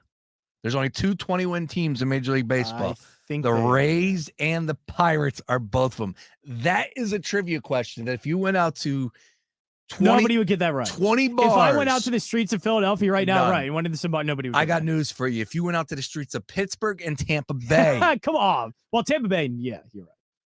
Even Pittsburgh. Oh, Pittsburgh would be a solid baseball town if they ever had a reason to. So I feel I like don't argue they that. would know. I don't, but Tampa Bay has no idea what's going on. All right. 20-9 for the Tampa Pirates. Bay fans are probably still surprised the Rays are still in Tampa Bay. It's like, oh, we still have one of those? Oh, baseball team? Really? Oh. Yeah.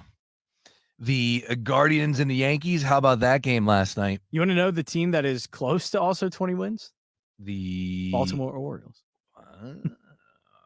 How about that, sports fans? Yes. 19-9. Interesting. All right. Let's see here. Keeping it moving. Guardians and Yankees. Yankees, their struggles. When it rains, it pours. Herman pitched a hell of a game last night. Great game. He gets pulled. Now, the question I have is, did Boone do the right thing? It was a 2-0 game.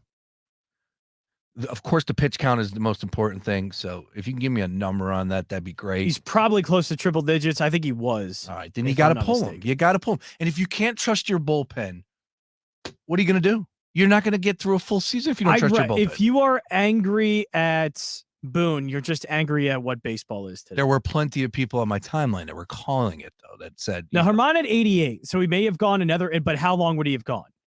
Another batter or two? I think there was one out. You know, to run around first. He had 2 more outs. Get a ground ball, and you're getting a double play. You know, it's like I said, when it rains, it pours. So I love how that even the Phillies won't go 100 pitches with a lot of guys. They would let Nola. Oh, those days are gone. Yeah, those days are gone. Yeah. Aaron Nola, you'd do it with. Wheeler, you might do it with. But I don't think Aaron Boone's going to do that with Domingo Germán, who has not been pitching that well. I know he's pitching well in that game, but it's not going to happen. We're watching. And maybe that needs to be a shift with some managers, and maybe Boone just has to let that one ride because Germán was very good and Clay Holmes has not been the best. But still, that's just the way baseball's been. All right. I definitely want to talk some NFL draft, including Will Levis's girlfriend. Let's keep it moving here. What about Lucas Van Ness's dad? What happened there? You didn't see that? No, that's one we'll have to wait. I'll show you the video. Yeah, you're gonna have to show me the video on that. What was he all fired up about his son getting drafted? Yeah, there was. Yeah. Pounding some beers. No, you'll see the video. I'll show you the video so we can get there. Was he wearing a? You can keep guessing. You're not gonna probably guess it. Going down to DraftKings board here, as I said, Guardians and Yankees. Garrett Cole on the mound this evening, so this is why you bring in an ace like that, and probably one of the top 3 pitchers in Major League Baseball. He's right probably now. been the best so far this season. Yeah, okay. He's Top had the 3. best starts of the season. Garrett Cole, no surprise there, minus 155, big time favorite. That's why you bring in an ace to stop the losing streak, and the Guardians aren't really hitting the cover off the baseball at all, but the Yankees are just struggling to get those runs across the plate. We'll see what happens there this evening. Cubbies ended up beating the Nationals. Nationals are just a bad squad at home. More of the same this evening. Minus 140 for the Cubs. 9 is your total. Nats plus 120 Dogs at home. Twins with Joe Ryan on the mound, who's having a fantastic start to the season. Minus 165 against the Chicago Cubs. Opposite ends of the spectrum there. 9 is your total in that one. It's a 7-10 first pitch. You got the Blue Jays and Red Sox. A total of 9? Yeah. That's high. Yeah, especially with Ryan on the mound. I know Kopech's the reason why that's going to be high, but it's not like the Twins lineup is hitting all that well either. Interesting. Should we fire that one in? Is that a play? A play on the MLB daily ticket card here? It might be the under 9. All right. Because I know Joe Ryan's going to do well against Chicago. Joe Ryan's a badass. Chicago can't hit. Blue Jays and Sox, their streak finally came to an end. I think they were losers of 9 straight against the Blue Jays. Well, they found a way to win that game yesterday. Walk-off. Alex Verdugo. Did you see that stat going around? What was the stat?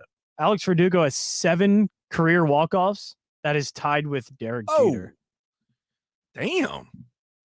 That's a lot of walk-offs. That's a lot of walk-offs. All right. I'll stay away from that one altogether this evening. That's a 7-10 first pitch. Yeah, the only one I'll say there is that I've liked the way Kikuchi has been pitching lately. I don't know how much you can really take from that, but dude is 4-0 with a 3.00 ERA, and the last 3 starts has given up 2 runs combined. And he went 6 innings, 1 earned, 6 innings, 1 earned, 5 2/3, no earned.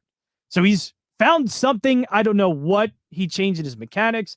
I don't think anything's quite changed with his repertoire, but Tanner Huck is a pretty solid pitcher as well, but I don't think he's been pitching nearly as well as Kikuchi. I think Kikuchi might be a live play here at minus 135. Baltimore, 7:41 pitch, taking on the Royals in Kansas City, minus 175. The O's are favored. 9 is your total. Tyler Wells is on the mound, taking on Yarbrough for the Kansas City Royals. 7:45 first pitch. You got the Angels and the Cardinals.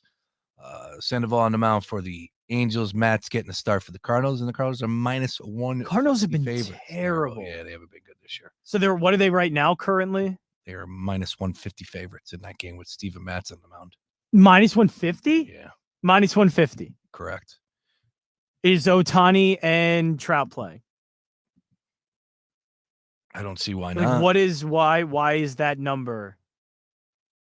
That can't be minus 150. Are you reading that right? Yeah.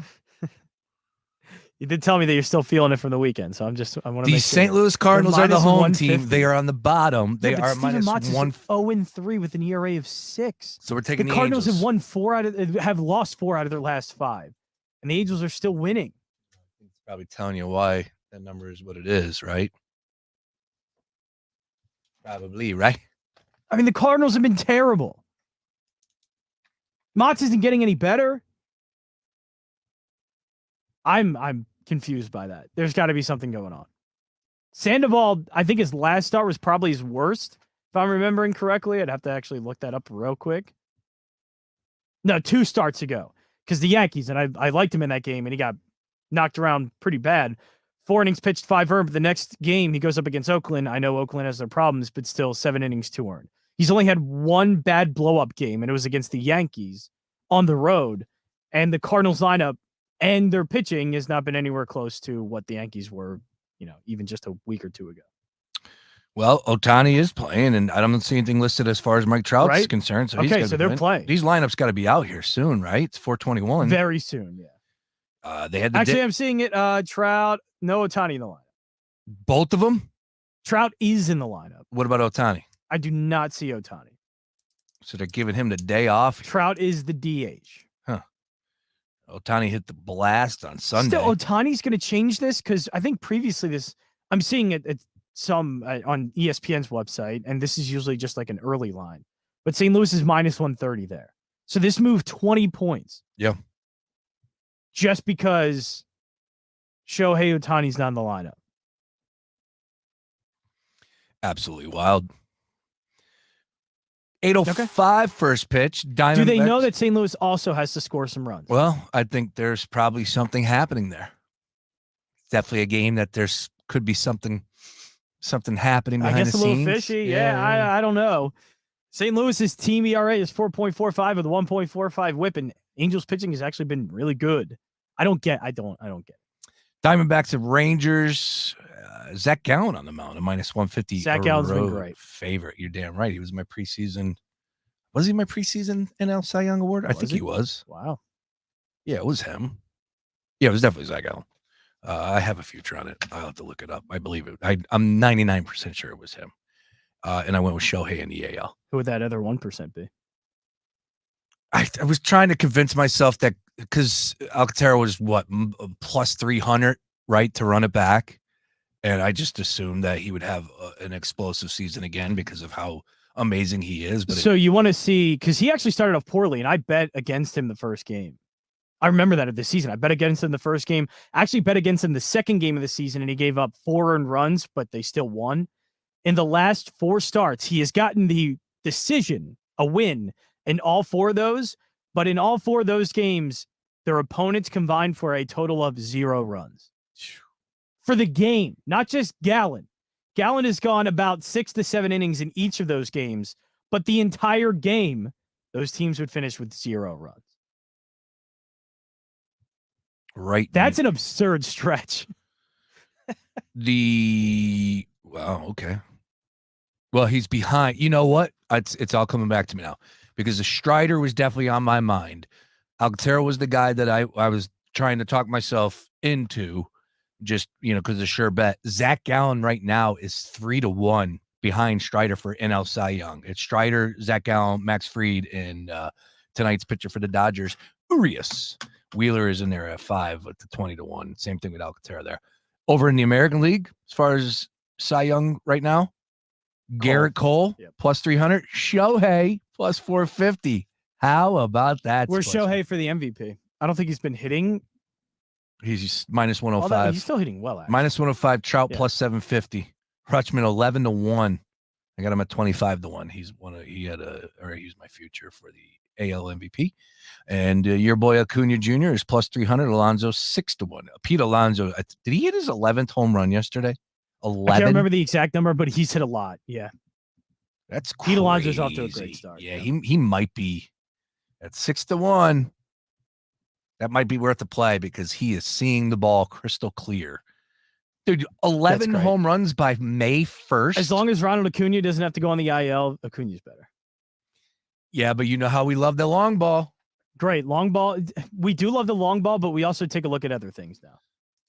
Oh, do we? Acuna, yeah, OPS. OPS has been the main stat, I would say. So Aaron Judge last year, right? Like, it wasn't based off of the bajillion home runs he hit? Yeah, when you hit 60 home runs, you know how high your OPS is? I'm telling you, Pete Alonso can very well hit 45 Pete Alonso's on-base 50. percentage is not good.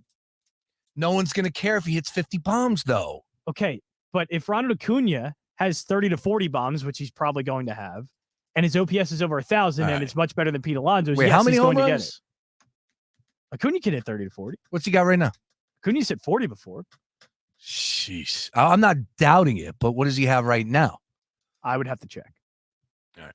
I know the last time I looked, his numbers were through the roof. I don't know his exact because I don't look at home runs and RBIs much anymore. Oh, you don't. You're one of those guys. He has 5 home runs and He's got 15 RBIs. His nose He up has in the air. He has the. I don't have my nose up in the air. I don't look at I don't have ERA my, or home Oh runs. my gosh, there's so much more than just that. RBI. Though. Home runs are cool. I love home runs. My favorite player was just a home run hitter, Ryan Howard. But Ronald Acuña's OPS right now is over 1,000. It's the 6th best in baseball, and even has the 3rd best batting average.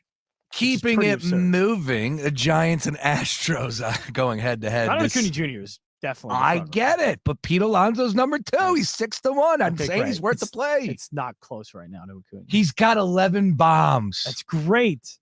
But Acuña's numbers are through the roof. First of all, no one's paying attention to anything MVP related right now in Major League Baseball. So no one cares. But it's going to be Acuña. We'll see. As long as he stays healthy, which obviously I'm really interested to see what the Mets look like with Scherzer and Verlander, of course, right? Like I feel like we all should be. Right. I'm interested to see what the Phillies are like with Bryce Harper. Yeah. Let's go. Bring him and back. Ranger Suarez. Yeah. Let's go. What do you think about Taijuan Walker's appearance last night? Come on, it is. It's off to a rough start. Concerning. It is. Got the Giants and Stros here. They're going head to head at 8:10 p.m. Houston at home. Brown on the mound. He is a -195 favorite there. Brew Crew Rockies game being played in Colorado with the highest total of 11 on the board this afternoon. -170 for the Brew Crew of Peralta. And you can get the Rockies at +145 there for the Dogs. 9:40 p.m. You got the Reds and Padres. I think the Padres rolled last night. -205 favorites. 8.5 is your total in that one. Michael Wacha on the mound. 9:40 p.m. We got the Mariners and the A's. They're going head to head. Bryce Miller on the mound for the Mariners. -140. 8's your total in that one. And we close up shop with Schramm on the mound and Urias. -150 for the Dodgers. 8 is your total there. And as we discussed, Bryce Harper +420. So I'm not going to say this is my favorite bet. Yeah. Or that I'm going to like this bet. Talk to me. But Mason Miller has run into, I think, a bit of bad luck early on. And he has flashed enough potential for me to want to take him against the Mariners lineup that has been absolutely terrible. They have been just as bad as the Oakland Athletics. So this might be the game now because their money lines have been so short with Miller because he's coming with all this hype and fanfare that I think it's been worth betting against him. But now it's gotten to the point where this line is short, and I don't think Seattle's that much better than Oakland at the moment. And they have the better pitching matchup, I would say. All right. Well, so I think Mason Miller might actually be worth a bet. That is the MLB card. Of course, we'll have a screen on the Phillies and the Dodgers going off at 10:10 p.m. But there's another. If I'm not sleeping. You're not going to be sleeping because there's another sporting event going down this evening featuring. I won't be sleeping. Oh, man. My matter sleep schedule is going to be terrible. What's the matter? And then tomorrow we're going to be a bankroll. Yeah. Man. Let's go. I don't know where I'm going to get sleep. All right. How are you going to do with this? I mean, you're still hurting. Well, it's a long schedule for you. I got an extra 2 hours of sleep this morning. Did you? That's good. Yeah, That's good. I went right back to bed after I dropped the kid. Not going to lie to you. Dude, I'm telling you, man, I'm feeling it. Too old when for that are you going to trip. get a break? I mean, you're rushing to the weekend, aren't We're you? actually taking a break right now because Joe Tanz is going to join us on the other side. Let's talk about the Philadelphia Union and LAFC in the Champions League semifinal round 2. Don't go anywhere. I'm nervous. More Daily Take It back after this. Fox Sports Radio, The Gambler. Now, total traffic for Philadelphia. Heads up, we've got a crash on the westbound Schuylkill. Traffic's barely moving. Approaching University of the Vine Expressway, the left lane is blocked. Further west, Stop and Go Boulevard to Belmont, then Jan Conchac curve out to 202 with a crash in the right lane. Eastbound Schuylkill, heavy 202 to Gulf Mills, Blue Route to Belmont, then Jan Montgomery Drive to south. The Vine Expressway eastbound tied up Schuylkill to 95. 95 northbound Jan Vine Expressway up to Bridge. Southbound backed up Coppman to Bridge. And so Ridley Park to 320. Lara Totella, total traffic. This report is sponsored by Blindster.com. Hi, I'm Kyle at Blindster.com. Shopping for new blinds? At Blindster, we offer over 50 different blinds, shades, and shutters at low prices, custom made for your windows, and shipping is free. Shop at home and order 10 free samples of any product before you buy. Blindster.com. You don't need to get personal, like revealing orange juice commercials make you cry, to get the State Farm personal price plan. Just call or go to statefarm.com for a quote. Like a good neighbor, State Farm is there. Prices vary by state. Options selected by customer. Availability and eligibility may vary. Stay tuned to Fox PHL The Gambler for the latest CEOs you should know. My name is Roy Lightstein. I'm the CEO and president of Legacy Treatment Services. Every day in business is a big day. Comcast Business, powering possibilities. 2 NBA insiders podcasting twice a week to plug you right into the NBA grapevine. All happening in only one place. This League Uncut, the new NBA podcast with me, Chris Haynes, and me, Mark Stein. Join us as we team up to expound on everything we're covering, hearing, and chasing. Listen to This League Uncut with Chris Haynes and Mark Stein on the iHeartRadio app or wherever you get your podcast. Grab your friends this Saturday and head to Harris Philadelphia Casino and Racetrack for Derby Day. You'll be enjoying live racing and watching the Derby on the big screen at the racetrack and throughout Harris, Philly. While you're there, enjoy the mint juleps, Chardonnays, and more. Enter to win the hat contest, the cheesesteak eating contest, and the Alt 104.5 contest to win free tickets to the adjacent festival. It all happens this Saturday at Harris Philadelphia Casino and Racetrack for Derby Day. Gambling problem? Call 1-800-GAMBLER. Here's Spring Black Friday at the Home Depot, and Ryobi 40-volt expanded cordless string trimmers are just $179. What are you driven to do? Clear out winter's overgrowth? Clean up the driveway lines?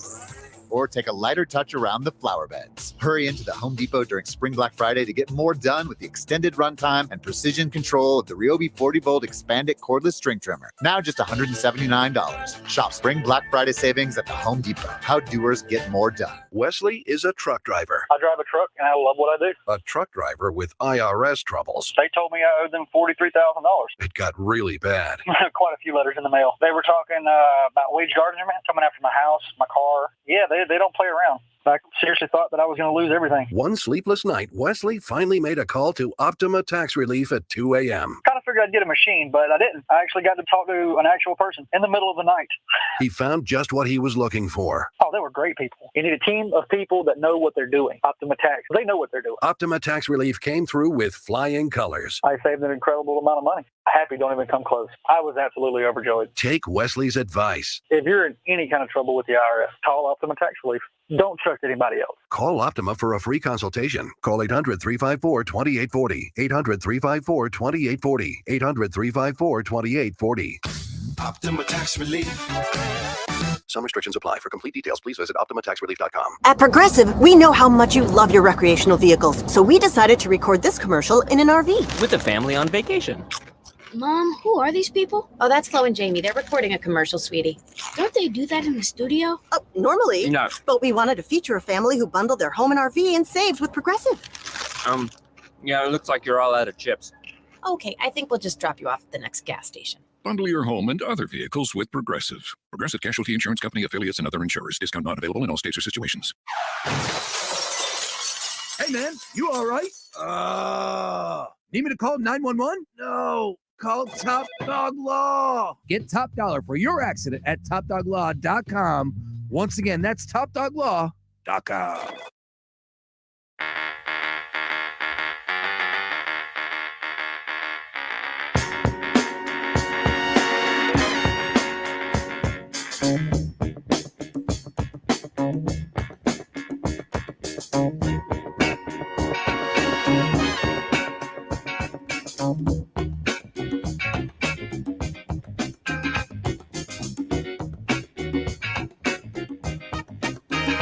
I've been in the right place, but it must have been the wrong time. I done said the right thing, but it must have used the wrong line. I've been on the right trip, but I must have used the wrong car. Head is in a bad place, and I wonder what's good for. I've been in the right place, but it must have been the wrong time. My head is in a bad place. Let's do it, ladies and gentlemen. It's a big game. And it's coming your way this evening. The biggest game in Philadelphia Union soccer history. Don't we do this when it comes to like every big game, big game? And I don't know. Last night was the biggest win in Philadelphia 76ers history. It was not, but it is funny to say that. And I don't know. Joe Tanzi joining us right now on the Gambler Hotline. No one knows the MLS better than him. Joe, I just make that joke because I felt like I did that with Joe for 2 or 3 years straight. It was a running joke. Just It was a running never joke. stopped. Because the Union didn't have many big wins over their And then all of a franchise sudden they're history. like, hey, here are all these big games coming. Which one's the biggest? I understand how big this CONCACAF game is. Semifinal. We saw Seattle do what they did. Other than that, it's never happened. It's been a tournament. It's been dominated by Mexican teams. I understand all that. But I don't know. My fans' perspective, I will always look at the MLS Cup as the game. Like, I want the MLS Cup. If the Philadelphia Union win Champions League, of course, I'm going to sing a different song, right? But the MLS Cup to me is it, and I don't know why that is. But take us through it. Why is this game? This is just a typical American show, guys. Why is this game bigger than actually winning the regular season or the championship for the MLS? Well, Sean, unbeknownst to you, you opened a can of worms that has been something of a debate for God knows how long within American soccer circles of, is MLS Cup better? Is the Supporters Shield the better trophy because it's a full body of work regular season, whereas the playoffs are a crapshoot. But Champions League, to be the champion of not just MLS but of North America, I would have to put that above MLS Cup. I get where you're coming from though, because you're not in Champions League every year, so it's hard to quantify. Whereas like every year, technically, yes, you have a chance to win MLS Cup. So I get it. I can't believe I forgot to make the biggest game in club history joke that John did, because I feel like we did that for a legitimate 3 years, starting back in was 2019 season, that stretch in late August. So yeah, look, it's a huge game, no matter which way you try and put it. This Union versus LAFC rivalry that has produced so many just ridiculous games.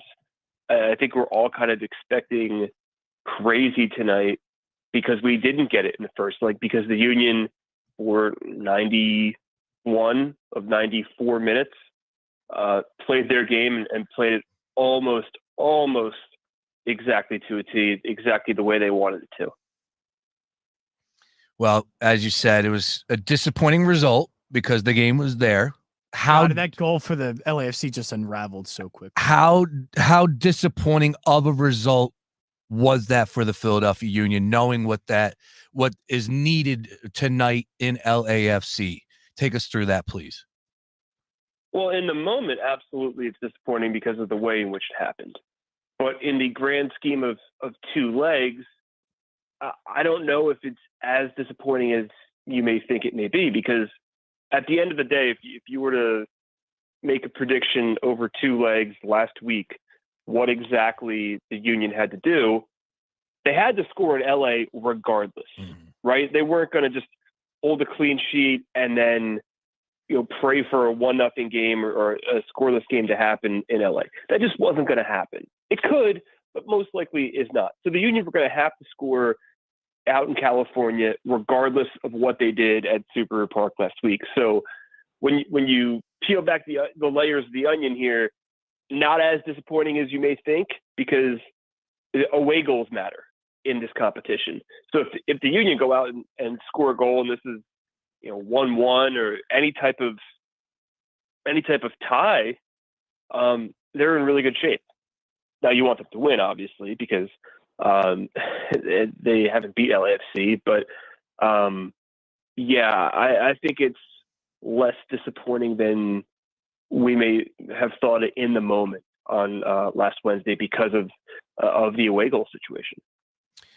Now tonight we fire up DraftKings. Take a peek at the numbers here, and you got LAFC minus 160, the Philadelphia Union plus 425, the draw 3-1. Knowing what we know and what's needed in this game, Joe, you got an angle for us here, or a way that you're looking at wagering on this game, or maybe just go ahead and toss us something that to get us involved in this game for maybe the people that might not be exactly the diehard Philadelphia Union fans that will be sitting back and watch this game. Yeah, well, history suggests that these games out in LA are high scoring between the Union and LAFC. I mean, MLS Cup final last year was 2-2 at regulation, 3-3 going into penalties. We all remember the 3-3 game with the Jacob Glesnes Thunder Rocket that introduced us to Jacob Glesnes, Jose Martinez, Bloody Face. That was a Brendan Aronson coming out game back in 2020 before the pandemic. So yeah, crazy things do happen between these two clubs out there.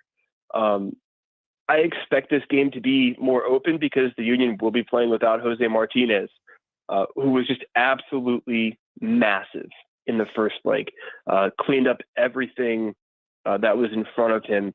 So it really, to me, I wait till the lineups come out. I would probably lean towards some type of over 2.5 because one goal could change the dynamic of this thing, and it could really change either team's game plan. But LAFC is going to have to go after it regardless. They were disappointed with the performance last week. And the Union, they do have to score at least one goal to feel comfortable, not go to penalties.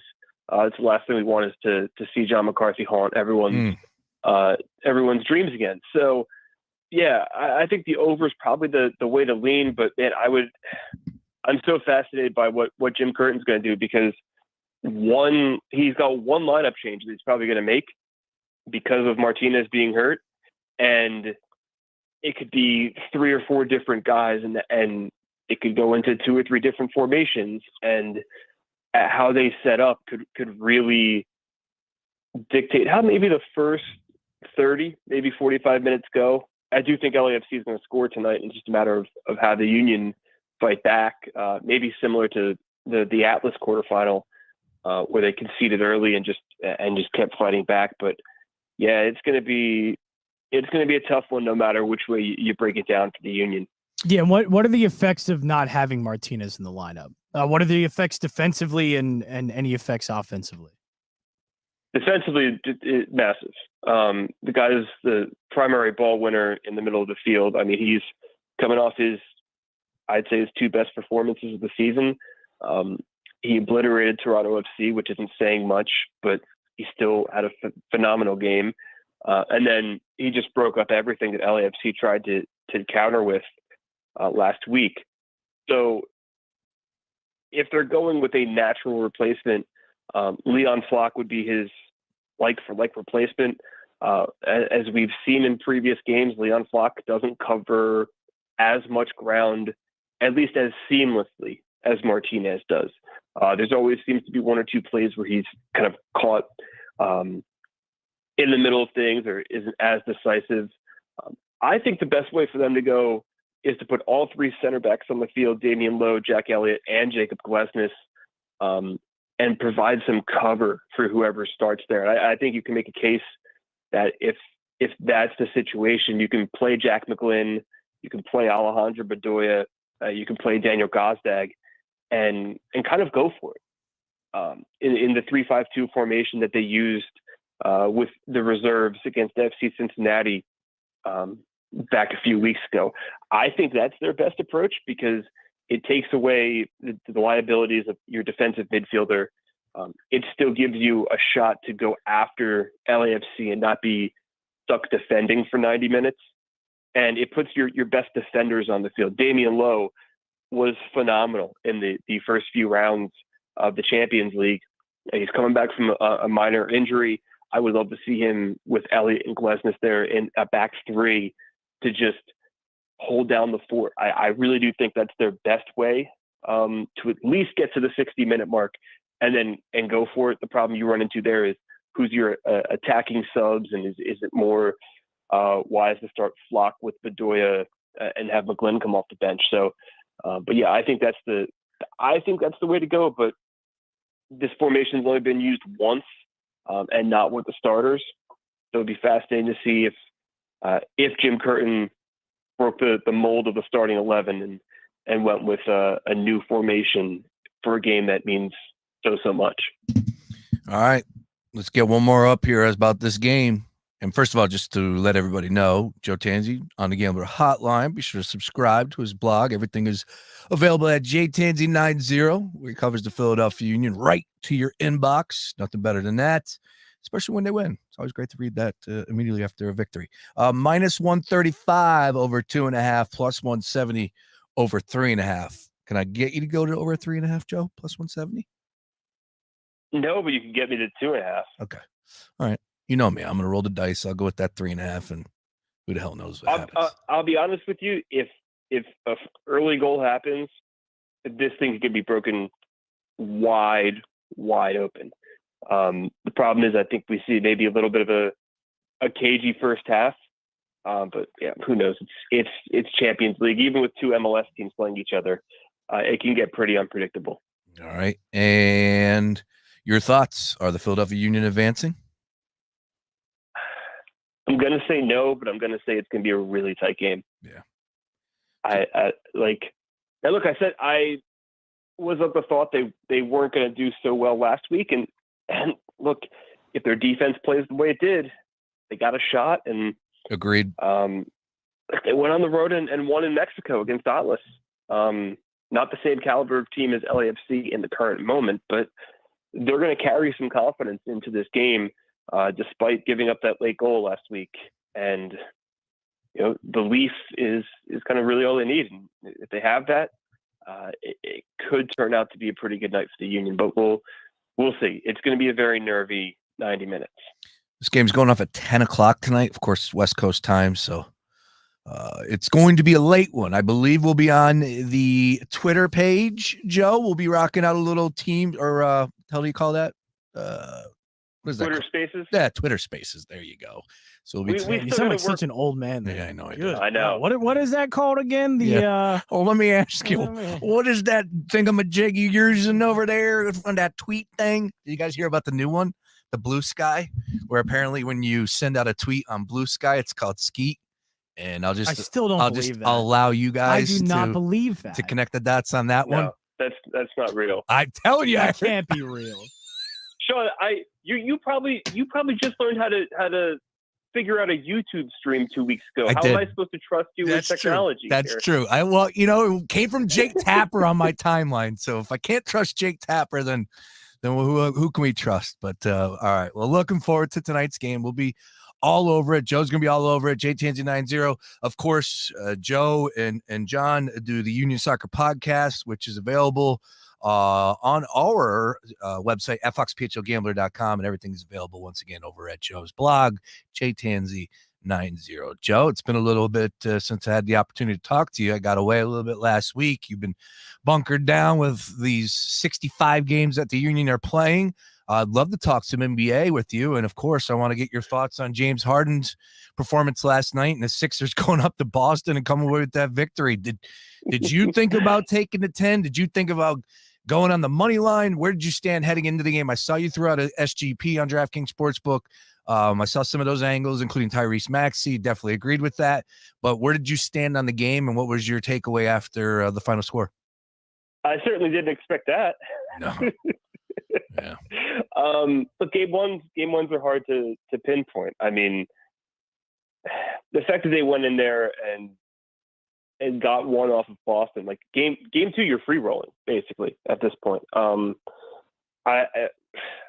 in the camp of you want to have your best players on the floor, and look, I would love to see Joel Embiid play, but I think there's people out there that could sway that opinion very quickly of saying, well, Joel Embiid should wait to play game three because you have that 1-0 cushion, all the pressure's on Boston, and Harden just put up 45 points. And to be honest, Maxey didn't play as well as the stat line suggests either. I mean, he got going in the second half, but where would they be without DeAnthony Melton or Tobias Harris in that game? So look, I think they could be competitive again without Embiid in Boston.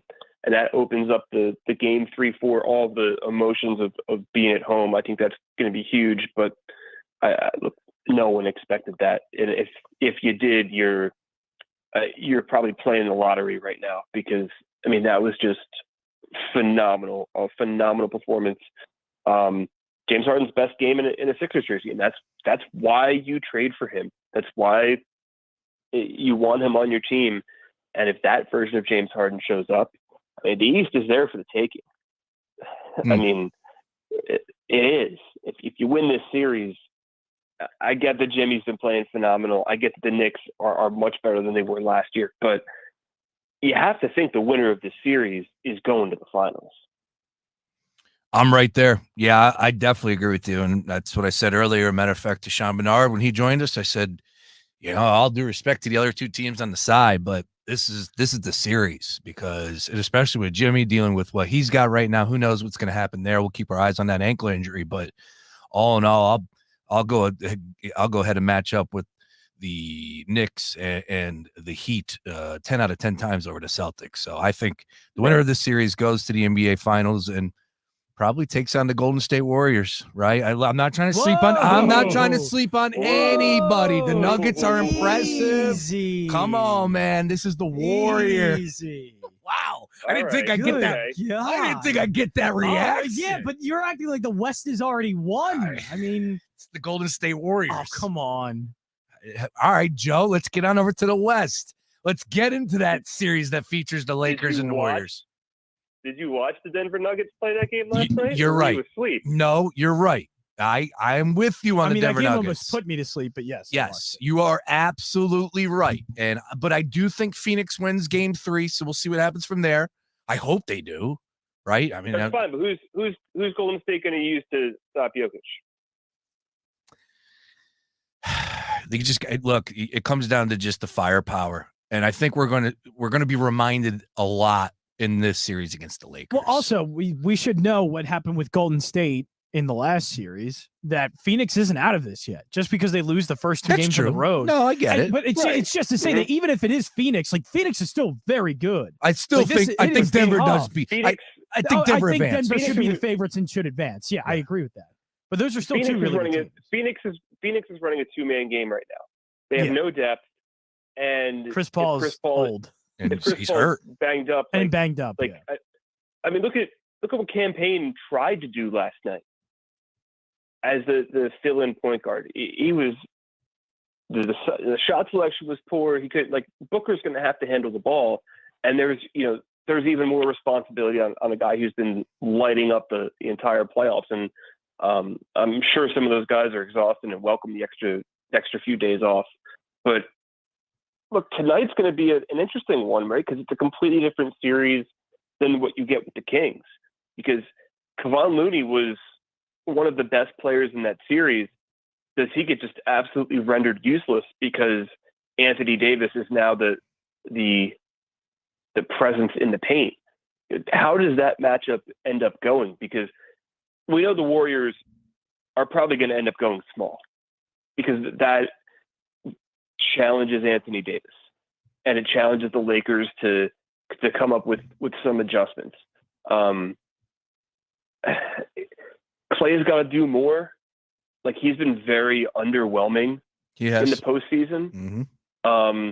Jordan Poole's got to do more. He's been very underwhelming. So as much as it was phenomenal to watch Steph just absolutely go off, and you could tell it was the experience versus the youth. That there was no question on which one proved to be better in that series. But this is LeBron, this is AD, and the Lakers have been a lot better since the trade deadline. They finally made the right basketball moves. D'Angelo Russell's been fantastic, and if their role players can match up with Golden State, it's going to be a very fascinating series, which is why this one tonight is going to be. I think it's more of a sit back and read it type game because everybody's going to go after LeBron and Steph. I actually think if you're going to bet on somebody, then I bet on Clay. There's going to be so much tension on Steph, so much tension on LeBron, and yes, they can both go off. But Klay Thompson, he needs a really good playoff performance, and what better night than tonight? It's kind of a buy low. It's funny to say buy low for a guy whose 3-point prop is over 4.5, but it's at plus money. He's probably the way I target, or maybe Jordan Poole, but the Warriors need one of their shooters to step up now because Looney's probably going to be ineffective. Draymond can only do so much. Wiggins is going to have to be phenomenal, but I think more on the defensive end against LeBron. So that kind of narrows it down to, is it Clay, Jordan Poole, or Dante DiVincenzo? And I'm going to go with Clay here. I think he's going to be the one to have the big game if the Warriors come out on top tonight. If I made you make a pick right now, 30 seconds on the series, plus 120 for the Lakers, minus 140 for the Warriors, which way would you go? I'd probably go Lakers. That's you and Jansen, and me and Sean Bernard. I was kind of surprised by that. I'm surprised by that answer, Joe. All right, so we're going 2-2 here, head to I head. got a soft spot for the Warriors in my heart. I do, but I got to see it. I got to see the effectiveness of they got nobody in paint. Looney's great, but playing Sabonis is way different than playing AD. I will say for the first series tonight, Jalen Brunson's got to go off. I don't care who's on the floor, if Jimmy or not, or Randall or not. Jalen Brunson has to go off and kind of restore that series for Knicks. So over 24.5 points might be in the bank by halftime. Jalen Brunson play on that side. Anything from the game's perspective with 6-point spread, Knicks 208, still waiting to hear what Butler? Yeah, I think it's too up in the air right now to kind of speculate, because Butler plays, the Heat can absolutely win. Mm-hmm. I don't know if Julius Randle's been officially ruled out yet. But the one thing I do know is that the healthiest superstar in this series right now is Jalen Brunson. And if the Knicks want any chance of winning this game, he's got to go off. But that's kind of my only take on the Heat Knicks game. It's going to be ugly, but I think Brunson has to step up tonight. All right. Fantastic job as usual, Joe. It's going to be a jam-packed evening of action all over the place, multiple screens going. I look forward to recapping the Philadelphia Union, hopefully advancing a little bit later this week. And, of course, we'll talk some Sixers later this week. And, Joe, the invite is there. Man, you want to join us at Bankroll and Act Up tomorrow? I promise you, I will keep. Right. I will keep everyone calm and less spitting in the fourth quarter. All right, I promise you, less spitting in the fourth quarter. I might be the most level-headed person that would be in that room. No, you would be 100%. You would be, and I'm pretty level-headed. That would what be. Do you mean? Yeah, Jansen would. Yeah, Jansen was kind of level-headed too as well. So it would be you too. Yeah, but if I mention Trevor Lawrence once to Jansen, he loses his brain. This isn't a Trevor Lawrence stream. This isn't a Trevor Lawrence fan cam. This right, is, but I know how to get under your. Yeah. I like that. It takes you guys a lot to kind of dig under the crevice. Trevor Lawrence is a great MVP bet this year. So was Ronald Acuna a month ago. Ooh. Yes. Oh, you were so right about that, Joe. Yeah, Acuna's looking good right now, but don't sleep on. I would have had that 2 years ago. Don't sleep on the 11 home runs by May 1st with Pete Alonso. He's going to hit 45 bombs this year. Watch out. That's all I'm saying. And still finish second in the National League East. I agree with that.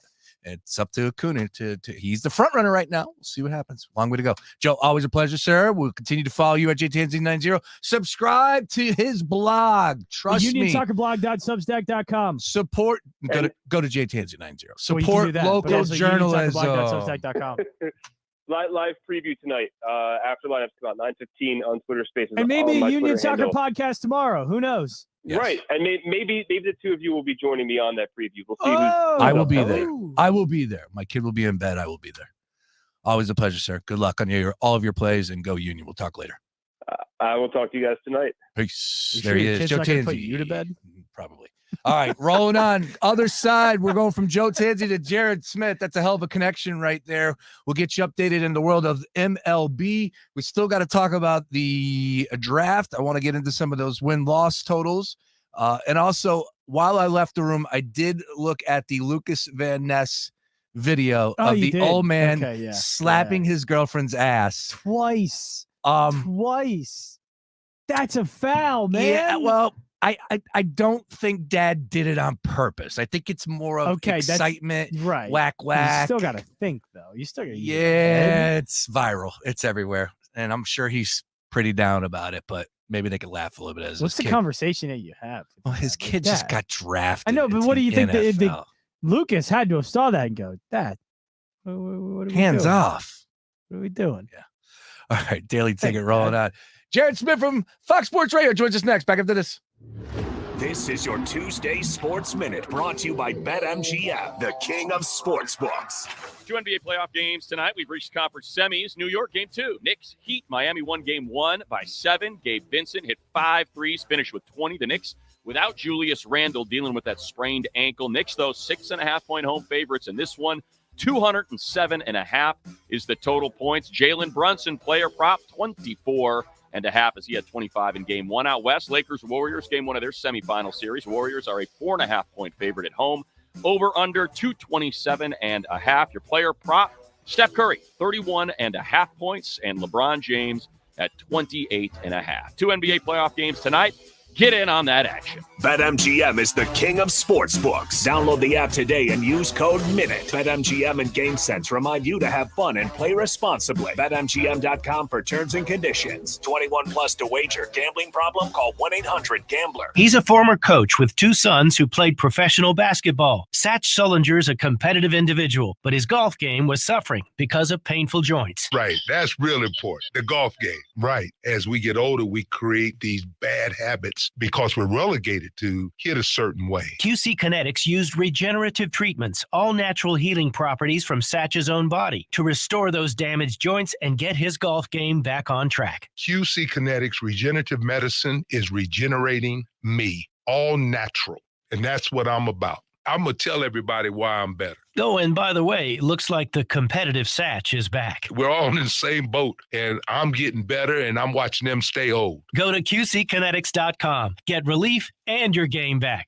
Call for your complimentary consultation. Call QC Kinetics, 215-999-3000. That's 215-999-3000. 215-999-3000. Listening to this station on your free iHeartRadio app could put $5,000 in your pocket. No way, are you kidding me? Open your app and search the station to be instantly qualified for the cash. Yay! Thank you so much. Download the free iHeartRadio app for all the music, radio, and podcasts you love. Progressive presents Precious Moments. Yeah, I caught my first fish, Dad. Great job, buddy. He's a beauty. Thanks for taking me fishing. Love you, Dad. I love you too, son. The exchange you just heard didn't actually happen, but it could. Bundle your home and other vehicles with Progressive, and you could use the savings to make sure the boat's always ready for those magical father-son moments. Who knows, maybe someday he'll actually like fishing. So keep the dream alive and the savings coming with Progressive. Progressive Casualty Insurance Company, affiliates, and other insurers. When someone gets hurt, we know who to call. But what about a mental health crisis? The 988 Suicide and Crisis Lifeline offers free, confidential support around the clock. Don't hesitate. Call 988. It's okay to not be okay. Remember, 988. Cloudy and chilly overnight, and any scattered showers that are around early this evening will diminish off of the radar scope after, let's say, 9 or 10 o'clock. Low temperatures in the low to the middle 40s, and another March-like day on Wednesday, mostly cloudy. Any early morning sun quickly gets gobbled up by those clouds. It's still breezy, highs only in the low to the mid 50s, and again, those on and off showers. I'm meteorologist Adam Joseph with your 6ABC forecast. This report is sponsored by Staples Stores. During Staples Small Business Deal Days, find new deals in store each week. Plus, rewards members get $30 back in rewards when they spend $100 or more. Rewards offer ends May 13th. Limit 1. Redeemable in store only. Save big for your business at Staples. Fox Sports Radio, The Gambler. Now, total traffic for Philadelphia. So good and bad news on the Schuylkill Expressway westbound accident we had near the Vine Expressway is cleared. So the bad news is it's still crawling there out to the Vine Expressway. Then further west, Jam Boulevard to Belmont. Heavy from the Blue Route to 202, where another accident is now cleared. Eastbound Schuylkill, heavy 202 to Golf Mills. Blue Route to Belmont, then stop and go Montgomery Drive to south. 95 northbound Jam Vine Express up to Bridge. Southbound back to Coppin to Bridge. Blue Route southbound Jan approaching Broomall to Media Swildpore. Larry Tutela, total traffic. This report is sponsored by Dairy Queen. DQ presents The Sound of Summer Calling.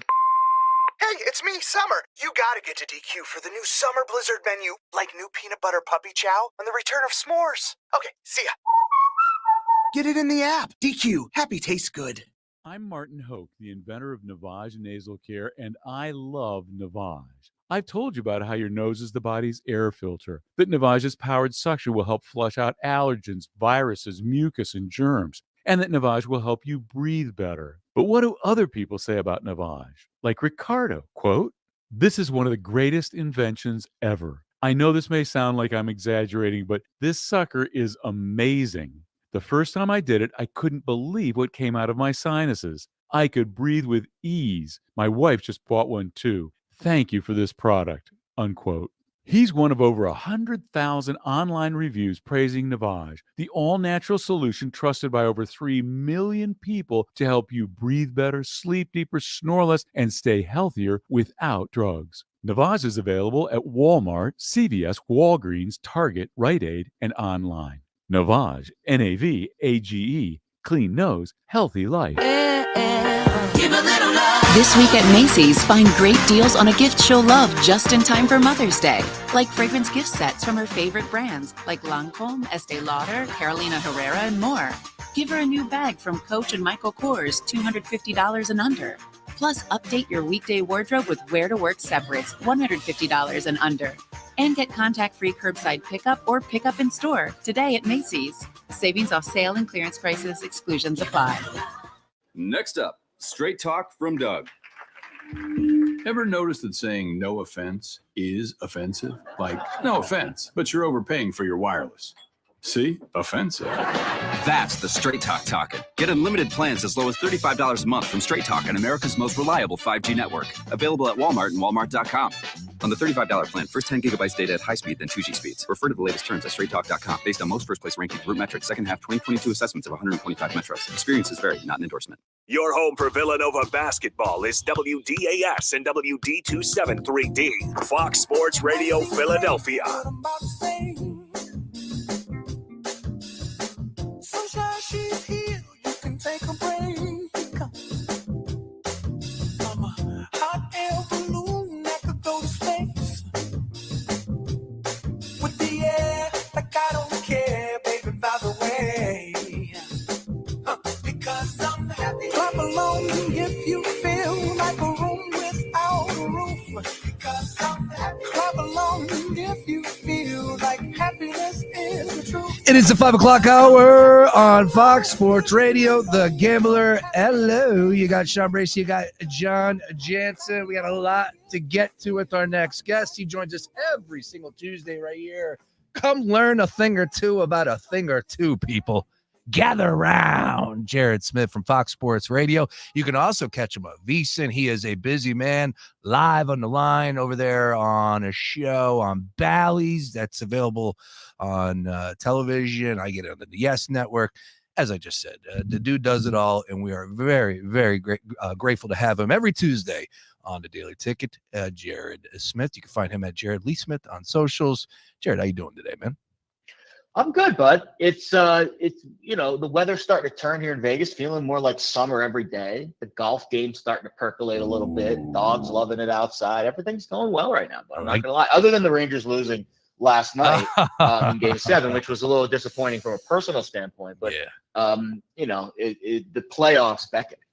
Yes, I did see your picture posted up, and that is a beautiful sight to see that you have as far as your setup outside of your apartment on that jumbotron.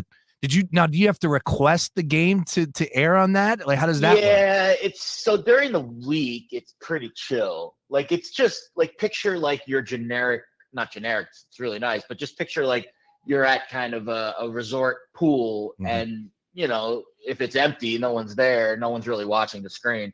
On a Monday night, for the most part, it's pretty chill. On a Saturday, you might have to, dance around some requests. But yeah, it's first come, first serve. And there's a little, I won't get into too much detail about, where I live, but it's basically like a bar restaurant setup. And then there's the outdoor pool and hot tub, and there's a basketball court, volleyball court. I really do feel like I'm living at a resort here with this little complex I'm at in Vegas. It's been a big boost to my overall happiness of where I live compared to my my concrete jungle in New York City last year. Amen to that. Although your view was exceptional in your concrete jungle. The view was exceptional. Yes, it was. The view was exceptional. Is it really an the exceptional view there? In that city? In Jersey City to look across? Wait, no, you were. Where were you? One more time. I was in Jersey City. Yeah, you were in Jersey City. Looking across the river, I had a view of the Manhattan skyline. Here's the thing I'll say about the Manhattan skyline, and it's breathtaking. And I remember I used to get butterflies driving towards it. Looking at it. It's much better from afar. When you're actually in Manhattan, yes, it smells. You don't see the same sight lines. It's urine, it's trash. Yes. And listen, I'm Mr. New York City. I was born there. I love the sporting teams. I spent a big chunk of my life there. I was married there. I had all these things happen to me in my life there, but I don't think I would ever want to live in Manhattan again after the experiences. Yeah, it's and the cost. Yes, that was the thing I was just gonna say. The expensive everything, just the cost of everything, it priced a lot of people out, including me. But yep, New York City, man, nothing. I got priced out of the market, Sean. Yeah, Got priced out of the market. Exactly. All right. Well, we got a lot to discuss with you. There's a lot of games going on. Of course, the MLB. I know you're all over the Nerfies, the Yerfies. Would love to start with the NBA playoffs. I know that you were doing some digging and doing some research on a few of these series that we have left, and especially the game 2. I saw a nugget that you dug up. But before we dive into game 2 between the Sixers and the Celtics, your reaction after seeing the Sixers go up to Boston, steal game 1 in a game that they were 10-point dogs, plus 400 on the money line, and they come away with the victory, of course, led by James Harden, his 45-point performance. Your takeaway last night was what? Good for Philly, first of all. I think the playoffs are always more interesting when the second round is not a complete blowout, right? And it looks like in the Eastern Conference, I think we have one series that's going to be a really good series. And from all accounts, we had another series that was going to be ending in 5 games. It was, I think, minus 180 or something like that for under 5.5 games in the Celtics-Sixers series. And look, let's be honest, I don't think the postseason is very good when you have a second round series that's supposed to end in 5 games. But it doesn't look like we're trending in that direction. I guess Celtics could win 4 straight, but you've got to be impressed with the ability of James Harden to rise to the level of, I think, where a lot of people thought he was at, but I don't want to say forgotten, but I think people forget how good he can be at that level when he's locked in like that. And he has the ability to take over a game. And in the NBA, if you have one guy that can take over a game, you can win on any given night. And if he can continue to play at that level for the next 5 or 6 games, well, then things could get really interesting. But at least you've made the series interesting. But the trends say Boston probably bounces back in a big way in game 2. Hang on, go a little bit deeper on that, because I saw you dig this stat up. I'd love to hear it. And it was a very alarming number. So please, if you wouldn't mind, give us the trend as far as game 2 is concerned. Teams that lose game 1 in a best of 7, this is the NBA, as a home favorite. So the Knicks and the Celtics both qualify here, losing game 1 outright as a home favorite. In game 2, they've covered 10 straight, and I believe it's 33 and 17 ATS since 2010. But 10 straight, really, since the bubble, we haven't had a team that has lost game 1 of a series as a home favorite, home team, favorite, game 1, best of 7. You lose game 1. 10 straight times they've bounced back, not only won, but have also covered in game 2. So I bet the Knicks, I got 5.5, actually, very favorable price. I saw it dip down a little earlier today to 5.5. I bet the Knicks at 5.5 tonight. I'll probably bet the Celtics tomorrow. It's a big number tomorrow. Maybe I'll go first half, but definitely betting Knicks and Celtics based off of that trend tonight and tomorrow. Yeah, a lot of emphasis, obviously, on James Harden and the 45 points. But to me, this is a problem stemming back to the Atlanta series for Boston. Game 2, I love that trend, so I'm probably going to follow you on a couple of those games. But for Boston long-term throughout the playoffs, how concerning is this stretch that they've had?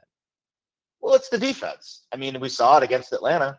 Trae Young did the same thing. And, it's kind of a mirror image of what Trae Young did in Boston when he sunk that shot to win that. I think it was game 5 in Boston.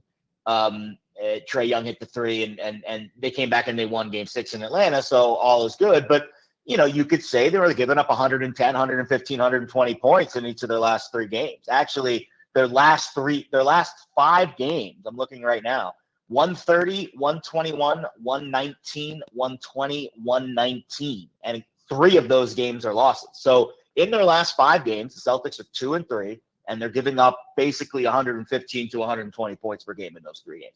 In those 5 games. That's something that a good team in a best of 7 is going to take advantage of. If your defense is that inconsistent, and that's a problem.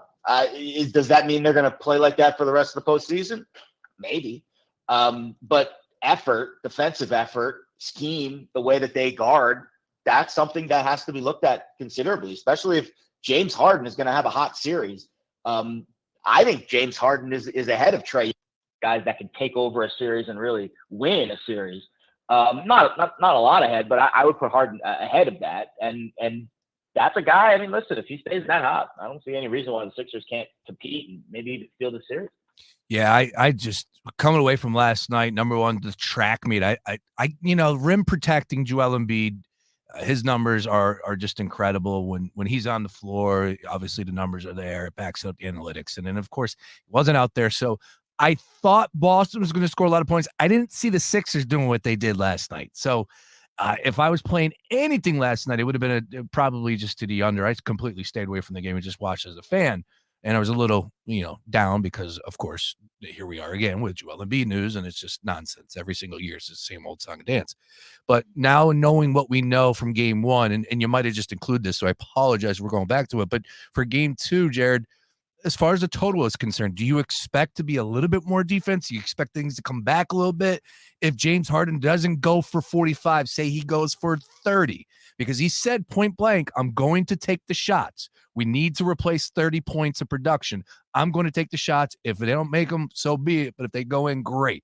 So your thoughts on that total? It's now up from 214.5 in game one up to 218. Do you think we'll see another track race, or maybe this might be a little bit less and more defense played here? I think the biggest thing that people should keep in mind when they're betting on best of sevens, the total tends to be a pretty good indicator of how things are going to go. And when I say by indicator, I mean the movement from game to game. To me, I think that's the most intriguing thing in a best of seven. It's not game one. It's the adjustment from game one to game two, and then forward from game two to game three. Like we saw it in the Celtics Celtics Hawks series. We thought that series was going to be a track meet. Games 1 and 2 both went under. Neither team shot it well, especially the Hawks on the road in Boston. The total dropped in the first 2 games. I forget where the numbers were, but game 1 stayed under, total drop for game 2. Game 2 stayed under, total drop for game 3. Then all of a sudden you saw that bottom and you saw the explosion. And it wasn't like, oh, well, the total drop, now everyone's going to start shooting. It's just the odds of a game going over based off of the type of teams that you're having. Regardless of if game 2 is a track meet or not, it's going to take a more efficient effort for a game to go over a projected total of 218 than it was 214 in game 1. So regardless of how I think the game is going to go, the over is a tougher bet, just based off of what's really changed between game 1 and game 2 for a total to increase 4 points. Like, imagine that happened in the NFL where 2 teams played each other in week 8, and this would never happen, but let's just say it did. 2 teams, or actually, this could happen in the postseason. 2 teams played in week 18. The total was 42. The same 2 teams played a week later in the wild card round, and the total moves up 4 points. That would make you scratch your head, right? You're like, wait, well, what's just happened in a game? And I know the percentages of how much it increases wouldn't be that, but you get the general idea. So I just think it's hard to bet the over in a game where 48 hours ago, the same exact game was 214. So even if I do think, and I can see a world where it just flies over the total again like it did last night, it just makes for a tougher bet considering the parameters of what we're asking. Well said. Talking to Jared Smith. Jared Lee Smith on socials. Does it all, my friend. We will get on over MLB in just a second. Staying with the NBA, we got the big series tipping off for the majority of sports fans out there. Of course, it's the Lakers and the Golden State Warriors. And we got split on this station. We're pretty much 2-2 here. If I made you make a decision on the series, let's start there. Minus 140 for the Golden State Warriors at home in 7 games, and you got the Lakers at plus 120. Where would you go? I think you got to go Warriors, right? I mean, they have currently, I would say, the best player in the NBA right now today in terms of health and overall efficiency in big games, and it's Steph Curry. What he did in Game 7 on the road, it can't be understated. That is a performance that, and I know I don't want to get into discussions. Oh, he doesn't play as much defense as guys like LeBron. Fine. But what we're asking here is Game 7 on the road, most important game of the year. Who do you want the ball? Whose hands do you want the ball in? The answer to that question right now is not LeBron James. I'm sorry. It's just not. It's Steph Curry. So that's how I feel about this series. And I think if you give the Warriors home court and you give them Steph Curry in a 7-game series, I think they find a way to win that series. All right, let's talk about game one tonight. Where do you stand on game one, sir? Nah, I don't really like betting game ones. I think the total's a little elevated. If you were going to ask me, I would say the Lakers, if they played the series at their pace, it's going to be an under series. That's how the Grizzlies series was. All the games that they won kind of trended under there. And I would say that would be the only look that I would have is under in game one, because you got the Warriors coming off of a massive offensive performance in a game 7.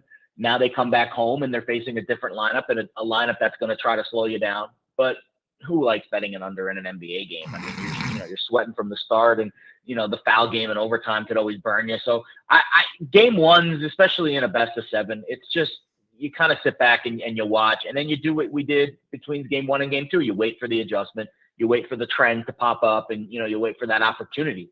Because I just don't like betting a game 1 of a series unless I really feel strongly in a certain side or total. Yeah, I'm kind of just going to sit back and enjoy this one tonight because I think it's going to be pretty explosive. There's enough other stuff on the card tonight. You don't have to bet this. Amen to that. And let's talk a little bit about the Major League Baseball season so far. Let's switch gears and get on over there if we could. And where are you right now with the New York Yankees? Early struggles, but I think we've seen this movie before. It's time for Boone to start slamming a desk, right? Let me ask you about last night's decision making in that 9th inning. Herman, should he finish the game? Should he have stayed in a little bit longer? Were you okay with Boone? My takeaway is this: like, you got to trust your bullpen at some point in time, right? I don't know if he went to the right guys, but you got to trust your bullpen. Your thoughts on blowing that tough 9th inning lead? So where was he at? He was at I think 88 pitches. 88. Yep. There's one out, and runner on top first. Of the 9th. Yeah, up 2-0. I don't know. I think Boone gets a bad rap for a lot of the bullpen decisions he makes. I think obviously this one didn't turn out to be great, but Holmes has been good this year. So I don't expect him to come in every outing and be lights out. Like prior to that outing, he had went 3 straight without giving up a run against the Twins and the Blue Jays and the Angels. So it's not like he's facing tiddlywink lineups here. It's just that wasn't his night. I did see a lot of angry Yankee fans on Twitter because that is a big part of my New York following there. And I guess it was the wrong decision. It's easy for us to say hindsight it was the wrong decision, I think. As for the injuries, I have absolutely no worries at all about the Yankees in April starting basically 500. It just people get so their panties in a twist about the first month of the Major League Baseball season. As long as you are in the mix, first of all, the American League East is just an absolute bear. All 5 teams are above 500, so or 500 or better. So it's not going to be easy for them to win that division, even if they're playing good baseball. And then you got the Rays that got off to their great start. So it's really tough to get very high or low on a baseball season that's only about 18% completed, even though we've seen a month of games. But obviously, you'd rather have the Yankees not be completely injured with Judge and Stanton all on the injured list. So it's kind of the same old. I don't really have any strong opinions on the start or what happened last night. All right, let's talk about the card this evening, Jared. As far as the Yerfies and Nerfies, anything that you put out for the people, for your clients? Anything that you would like to lead us in the right direction? Let me ask you this, because 2 weeks ago we had you on, and it was heavy in the Yerfies, right? If I'm not mistaken, it's got to be coming back, right? A little bit. Okay. The run scoring rates dipped a little bit. It's probably back to 52, 53% now instead of 55. I think it makes sense. I don't know if they've swapped the balls out yet. Maybe they have. But I think teams and the pitchers are definitely getting used to the rules. I'll be honest, I haven't noticed them at all. Like it makes the games more enjoyable, but people were so upset about the new rules, and people in general just get afraid of any kind of change. And it reminds me of when I was a kid, when my dad took me to go get chocolate milk for the first time. And I was like, I don't want chocolate milk, Daddy. I don't like chocolate milk. And I tried it, and I was like, I love chocolate milk. It's delicious. Like, it's very similar to that. I think now that the rules are in effect, everyone loves them, and they're great, and no one really cares anymore that they're there. And I think the games are just going to continue now, and people will settle in, and we'll have a normal baseball season. And everyone was up in arms about changing the game fundamentally. I just want to stop you because I actually got my first a couple bad takes on the clock. And oh man, let me think about it, because the one I know was from the standpoint of he's got 2 kids. My buddy Rob, we were at a reception or a engagement party, and he was like, dude, I hate it. He's like, I used to love, settling in, watching the games. Like, I didn't care if they went to 10:30. It was always good for me. I got 2 kids. But now he puts them down. He's getting them in bed. The game's over.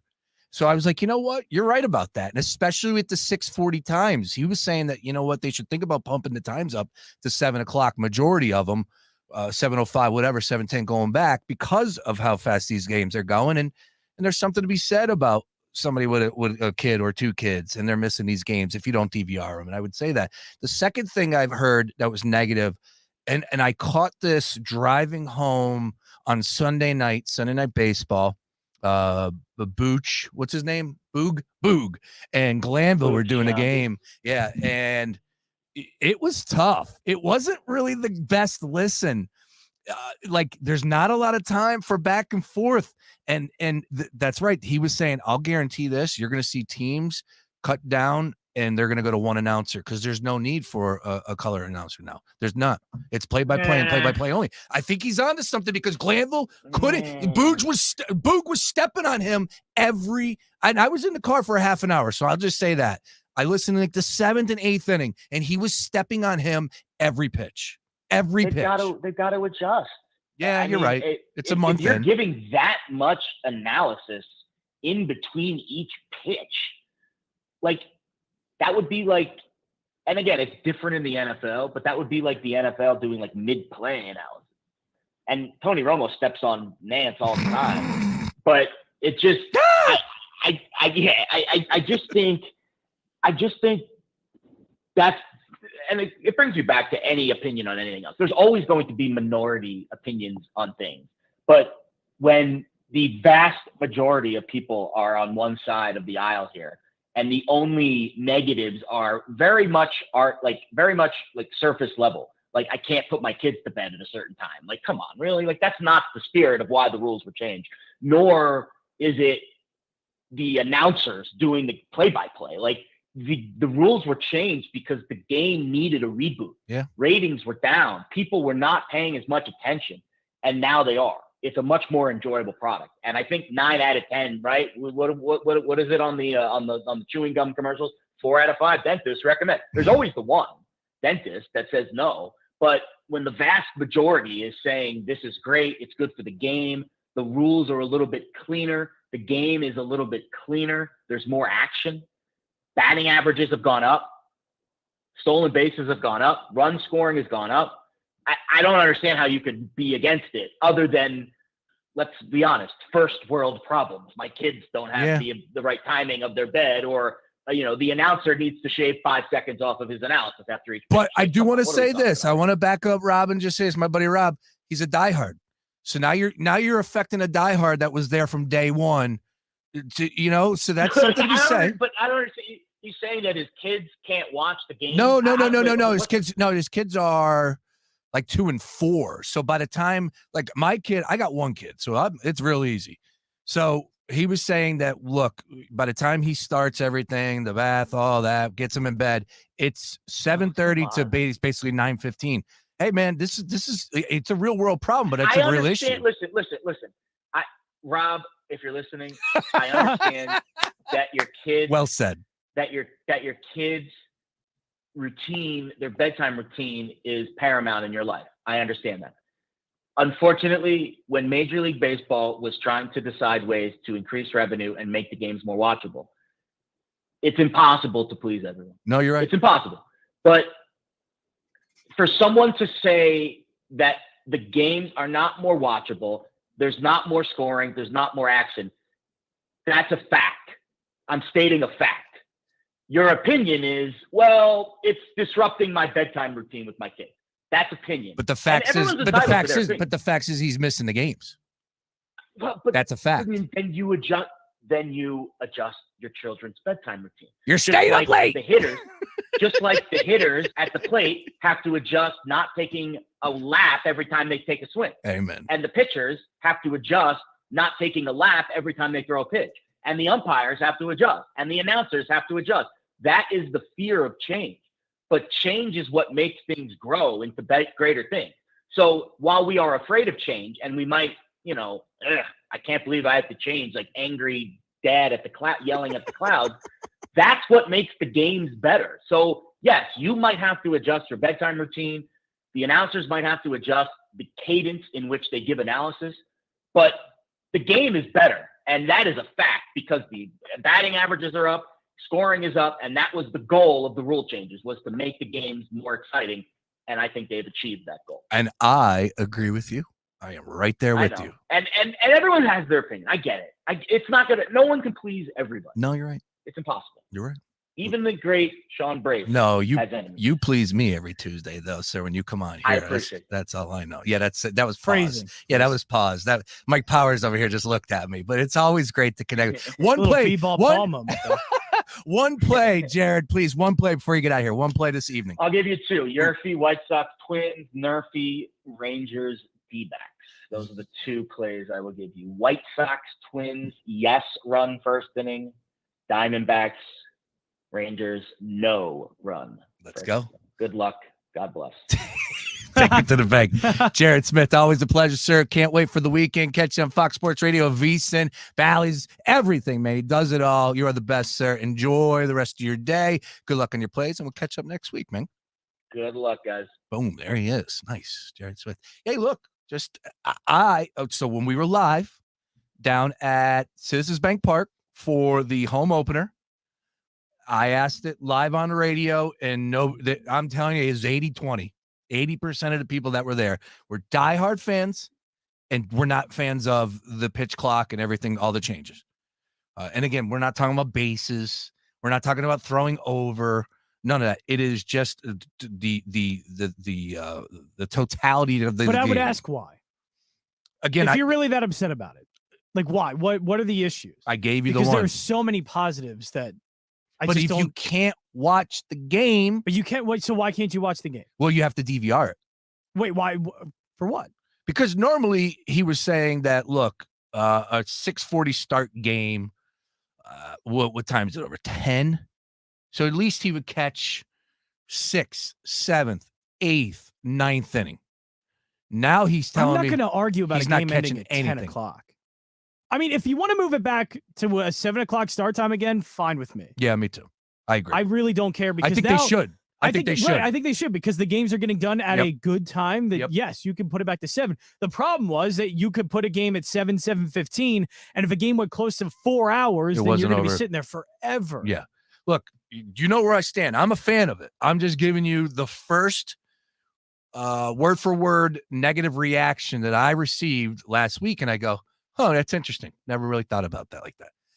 It's still the only thing you're cutting out is watching Bryce Harper adjust his batting gloves and watching a pitcher get the rosin on the mound and like dust it all over his hands. Man, that's what we're cutting out of baseball. A pitching change last 2 days ago that took place that blew my mind.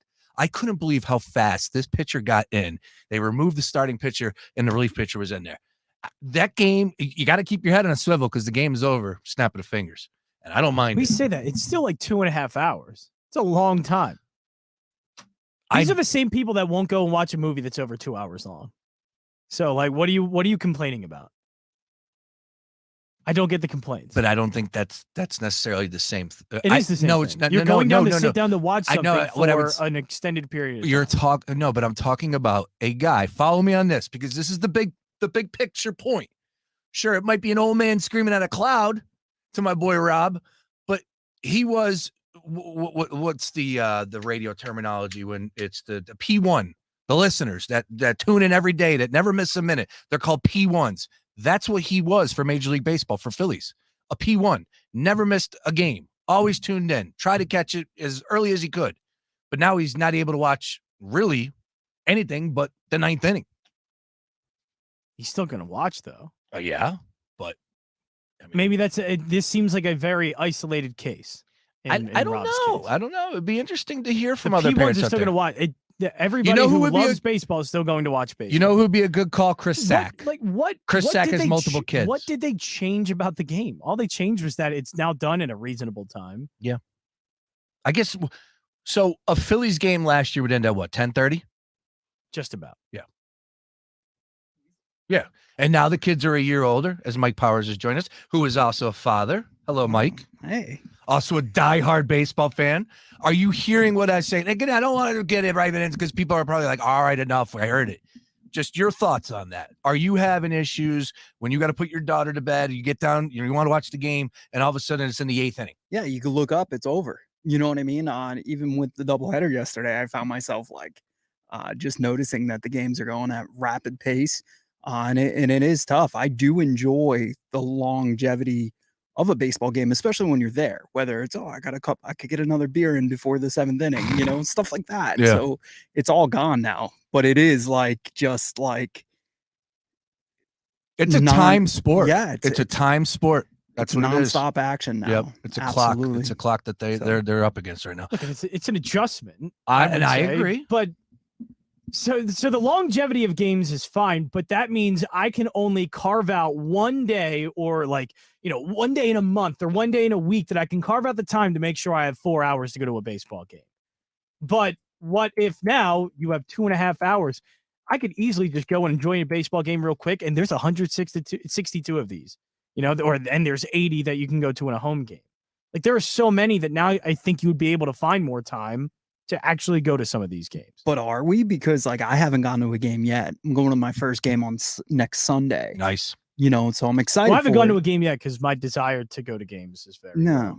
So also my work schedule. I wanted to, I wanted to go to a game this week, and it's not going to happen. Right. Red Sox are in town. Been to when are the Cubbies in town? 2 Phillies games. That's soon.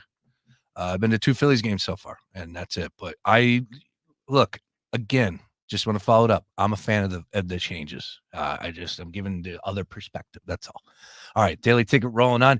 Powers parlays, which if you want to win, man, that's coming up next at 6:00. This dude is cashing in a big way, hit winners left and right. These parlays, the hockey parlay the other night.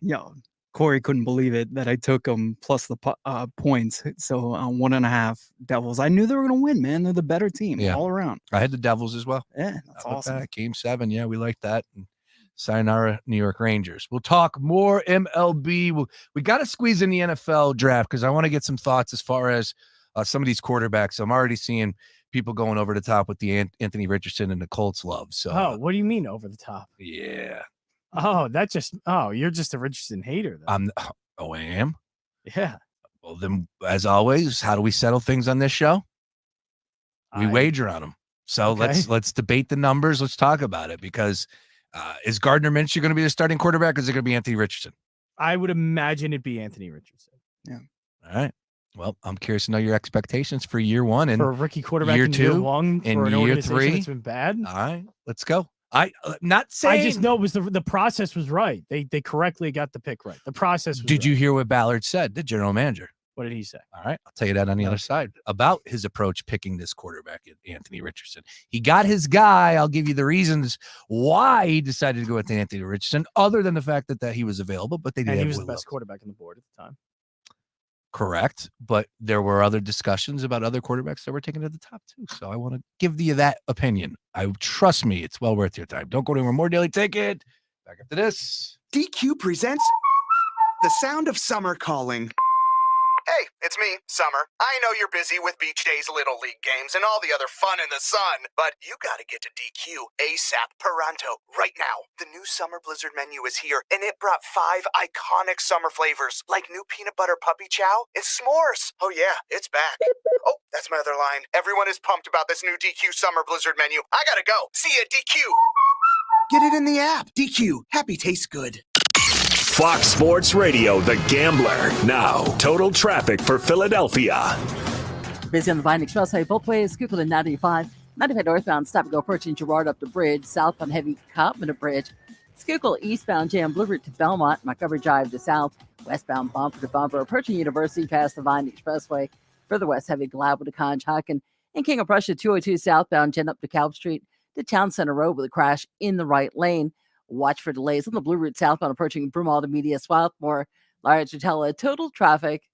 This report is sponsored by Staples Stores. Right now, during Staples Free Tech Take Back, rewards members get $10 back in Staples Rewards when they recycle their tech. Ends June 3rd. Limit 1 reward per month. Exclusions apply. Visit staples.com/recycling for details. Cut the cord on your old tech and recycle it at Staples. Jake from State Farm here to answer your what ifs. What if I need a policy, but I just can't choose? An agent can help you choose. At State Farm, we're there for your what ifs. Like a good neighbor, State Farm is there. Call or go to statefarm.com for a quote today. Team Foster raises money to provide service dogs to injured and disabled veterans. Spin, cuddle, and repeat to help us save a veteran's life at Team Foster's Rough Ride Philly event. This 24-hour spin event starts at 10 a.m. on June 3rd at Citizens Bank Park. Park competition and park festival, you can ride for 5 minutes, 15 minutes, or 5 hours. Join or create a team for Rough Ride Philly at teamfoster.org and help save a veteran's life. Again, that's teamfoster.org. Stay tuned to Fox PHL The Gambler for the latest CEOs you should know. My name is Roy Lightstein. I'm the CEO and president of Legacy Treatment Services. Every day in business is a big day. Comcast Business, powering possibilities. 2 NBA insiders podcasting twice a week to plug you right into the NBA grapevine. All happening in only one place. This League Uncut, the new NBA podcast with me, Chris Haynes, and me, Mark Stein. Join us as we team up to expound on everything we're covering, hearing, and chasing. Listen to This League Uncut with Chris Haynes and Mark Stein on the iHeartRadio app or wherever you get your podcast. I'm not even mad that I've never experienced that so-called brotherly love you all brag about here in Philly. I wouldn't expect that being a huge rival and all. That's football legend and all-time rushing leader Emmitt Smith. Even though we've been on different sides of the field, I'm still going to extend some kindness to you folks and tell you all about a way to get relief from that awful joint pain without surgery or harmful medications. That's QC Kinetics. They're the nation's leader in regenerative treatments that go right to the source of your pain in your knees, hips, shoulders, or back, using your natural healing properties right in the office. No downtime to get you the relief you deserve. See, we're all in this together when it comes to getting relief from that nagging joint pain. I'm glad I can show you some brotherly love, Philly. Call QC Kinetics today. Call QC Kinetics, 215-999-3000. That's 215-999-3000. 215-999-3000. Leroy 71's backed up. What's your 20? Over. Olivia needs more drivers for her trucking company to go the extra You've mile. got 3 more stops to make. She wants to hitch a team to drive business forward. Lots of double nickels on the 169. You know what I'm over? This driver shortage. Indeed can help her hire great people fast. I need Indeed. Indeed you do. We instantly connect you with quality candidates whose resumes on Indeed match your job description. Visit Indeed.com/credit and get $75 towards your first sponsored job. Terms and conditions apply. Hey, man, you all right? Need me to call 911? No. Call Top Dog Law. Get top dollar for your accident at topdoglaw.com. Once again, that's topdoglaw.com. Only iHeartRadio gives you access to all of your favorite radio stations. Rover's Morning Glory. It's The Woody Show. It's Elliot in the morning. All of the once-in-a-lifetime events. iHeartRadio Music Festival. All of the best free curated playlists. It's everything that rocks. All of the great podcasts for every interest. This is Freddie Prinze Jr. from the Wrestling with Freddie podcast. All of the mind-blowing contests. $20,000. Awesome. All of your favorite superstars. This is Dave Grohl from the Foo Fighters. Best of all, it doesn't cost a thing. Download the absolutely free iHeartRadio app now.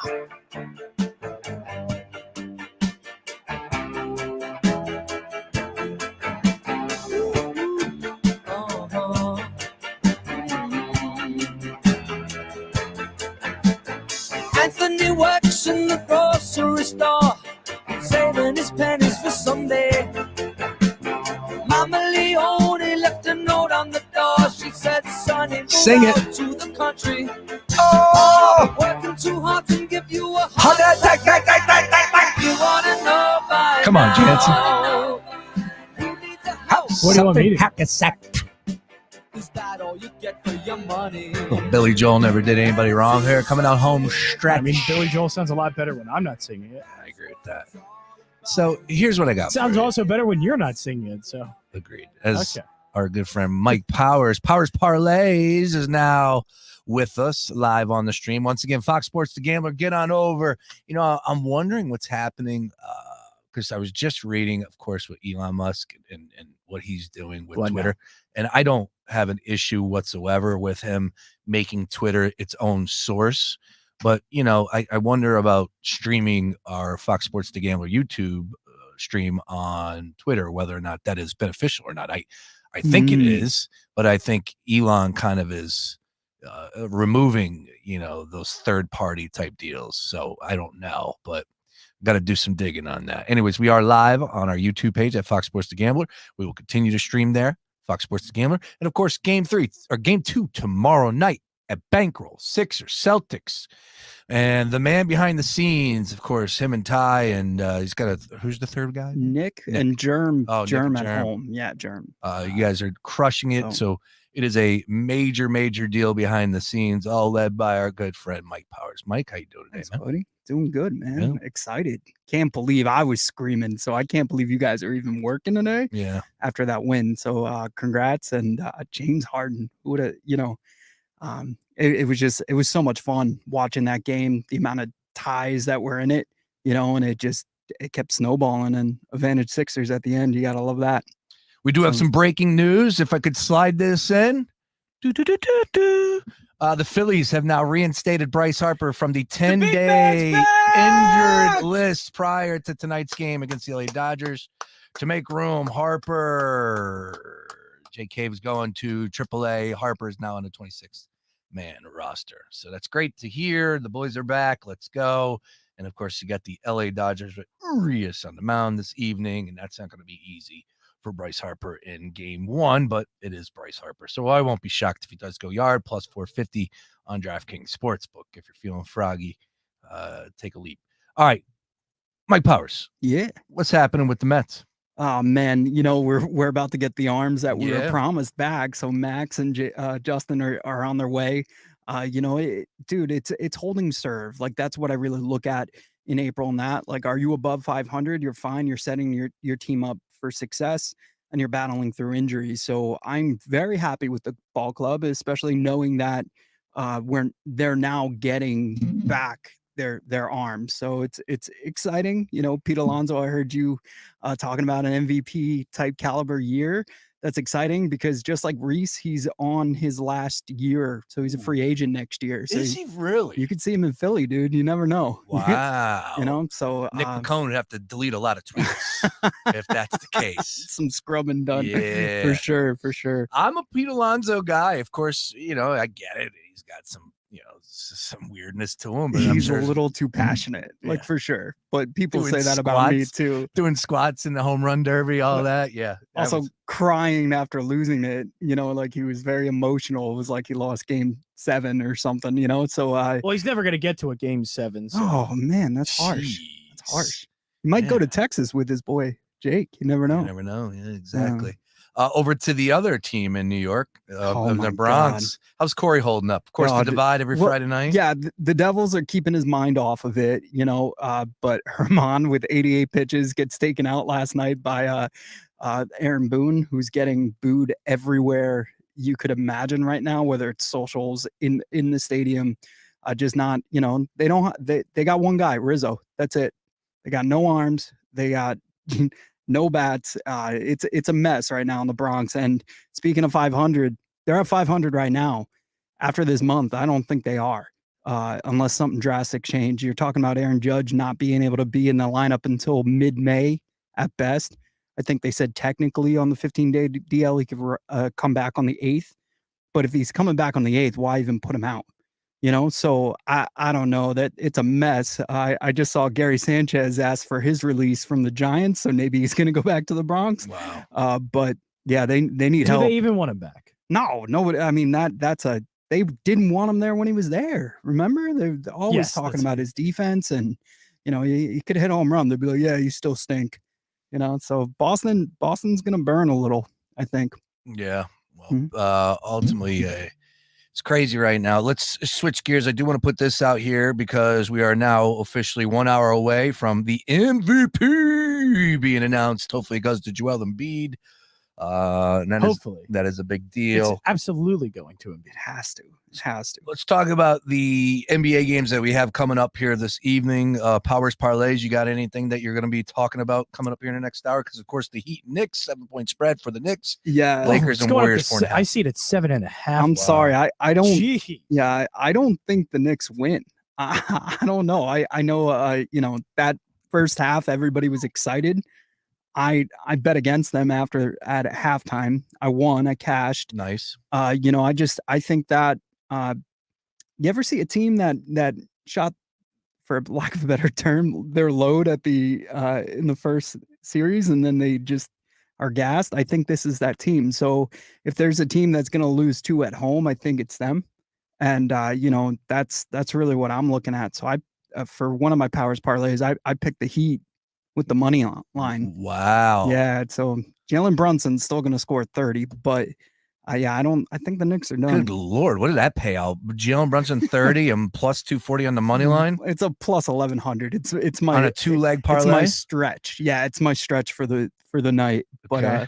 the rest are very easily cashed, and I got a Phillies and Mets one, so we'll save those for later. All right. And as far as the Lakers and Warriors this evening, any thoughts on that series? I think it's Warriors. Again, Lakers just don't really have the arms, to really go after you. So I don't know. I like LeBron. He's a great showman. I did that really started my streak with like halftime bets, was that Lakers game that went into overtime during the play-ins. And ever since then, I'm undefeated with anytime I just pick a team at halftime, I haven't lost. Uh-oh. So maybe I'll do that. I know it's a late night. Uh-oh, he's tempting the gambling gods with Yeah. that statement right there. Undefeated. I've been tempting him a lot. Fade Powers. That's Yeah. what's going down Let's do tonight. it. Whatever you hear at 6 p.m., do the opposite. No, I kid. Well, I look forward to listening as always on a Tuesday and definitely rocking out with you tomorrow. Can't wait. Yeah, it's going to be a lot of fun. We'll be live once again on the Gambler YouTube page. We got a lot to do here on the way out as far as the thank yous. And first and foremost, 3:30, we had Sean Bernard. Everything is podcasted at foxphlgambler.com. So do yourself a favor if you missed anything. Sean Bernard joined us at 3:30. Then we had Joe Tanzi. Big Philadelphia Union game coming up this evening, 10 p.m. We'll be live on J-Tanzi 90 There on it his is. Spaces at 9:15, talking some Union and getting you caught up on everything. I'll have some fun with the boys there. And then we had Jared Smith from Fox Sports Radio. He joined us, and be sure to follow Jared at Jared Lee Smith. But coming up next, the main event, you get Powers Parlays. Jansen sits in because he's an animal. Yeah. Great stuff as usual. Might keep it going. Good luck Thank on you. all your plays. I'll be back tomorrow. Brand new daily ticket, getting you ready for all things. Game 2. Bankroll! Sixers, Celtics. Can they do it again? Can we do it again? You bet your ass they can. No, that's a we now. Oh, Bankroll we? days are a we. Man, Yeah, We helped need- them we win need that our game. record. those numbers Yeah. were up there too. It was nuts. A lot of people tuned in. So let's see if we can rehash those numbers again. All right. A lot of check marks. That's the goal. That's the goal. All right, everybody, do not go anywhere. Mike Powers, John Jansen, Powers Parlays coming up next. I'll be back tomorrow. Brand new daily ticket. Good luck on all your plays. Peace. JoJo Embiid, MVP, well deserved. Peace.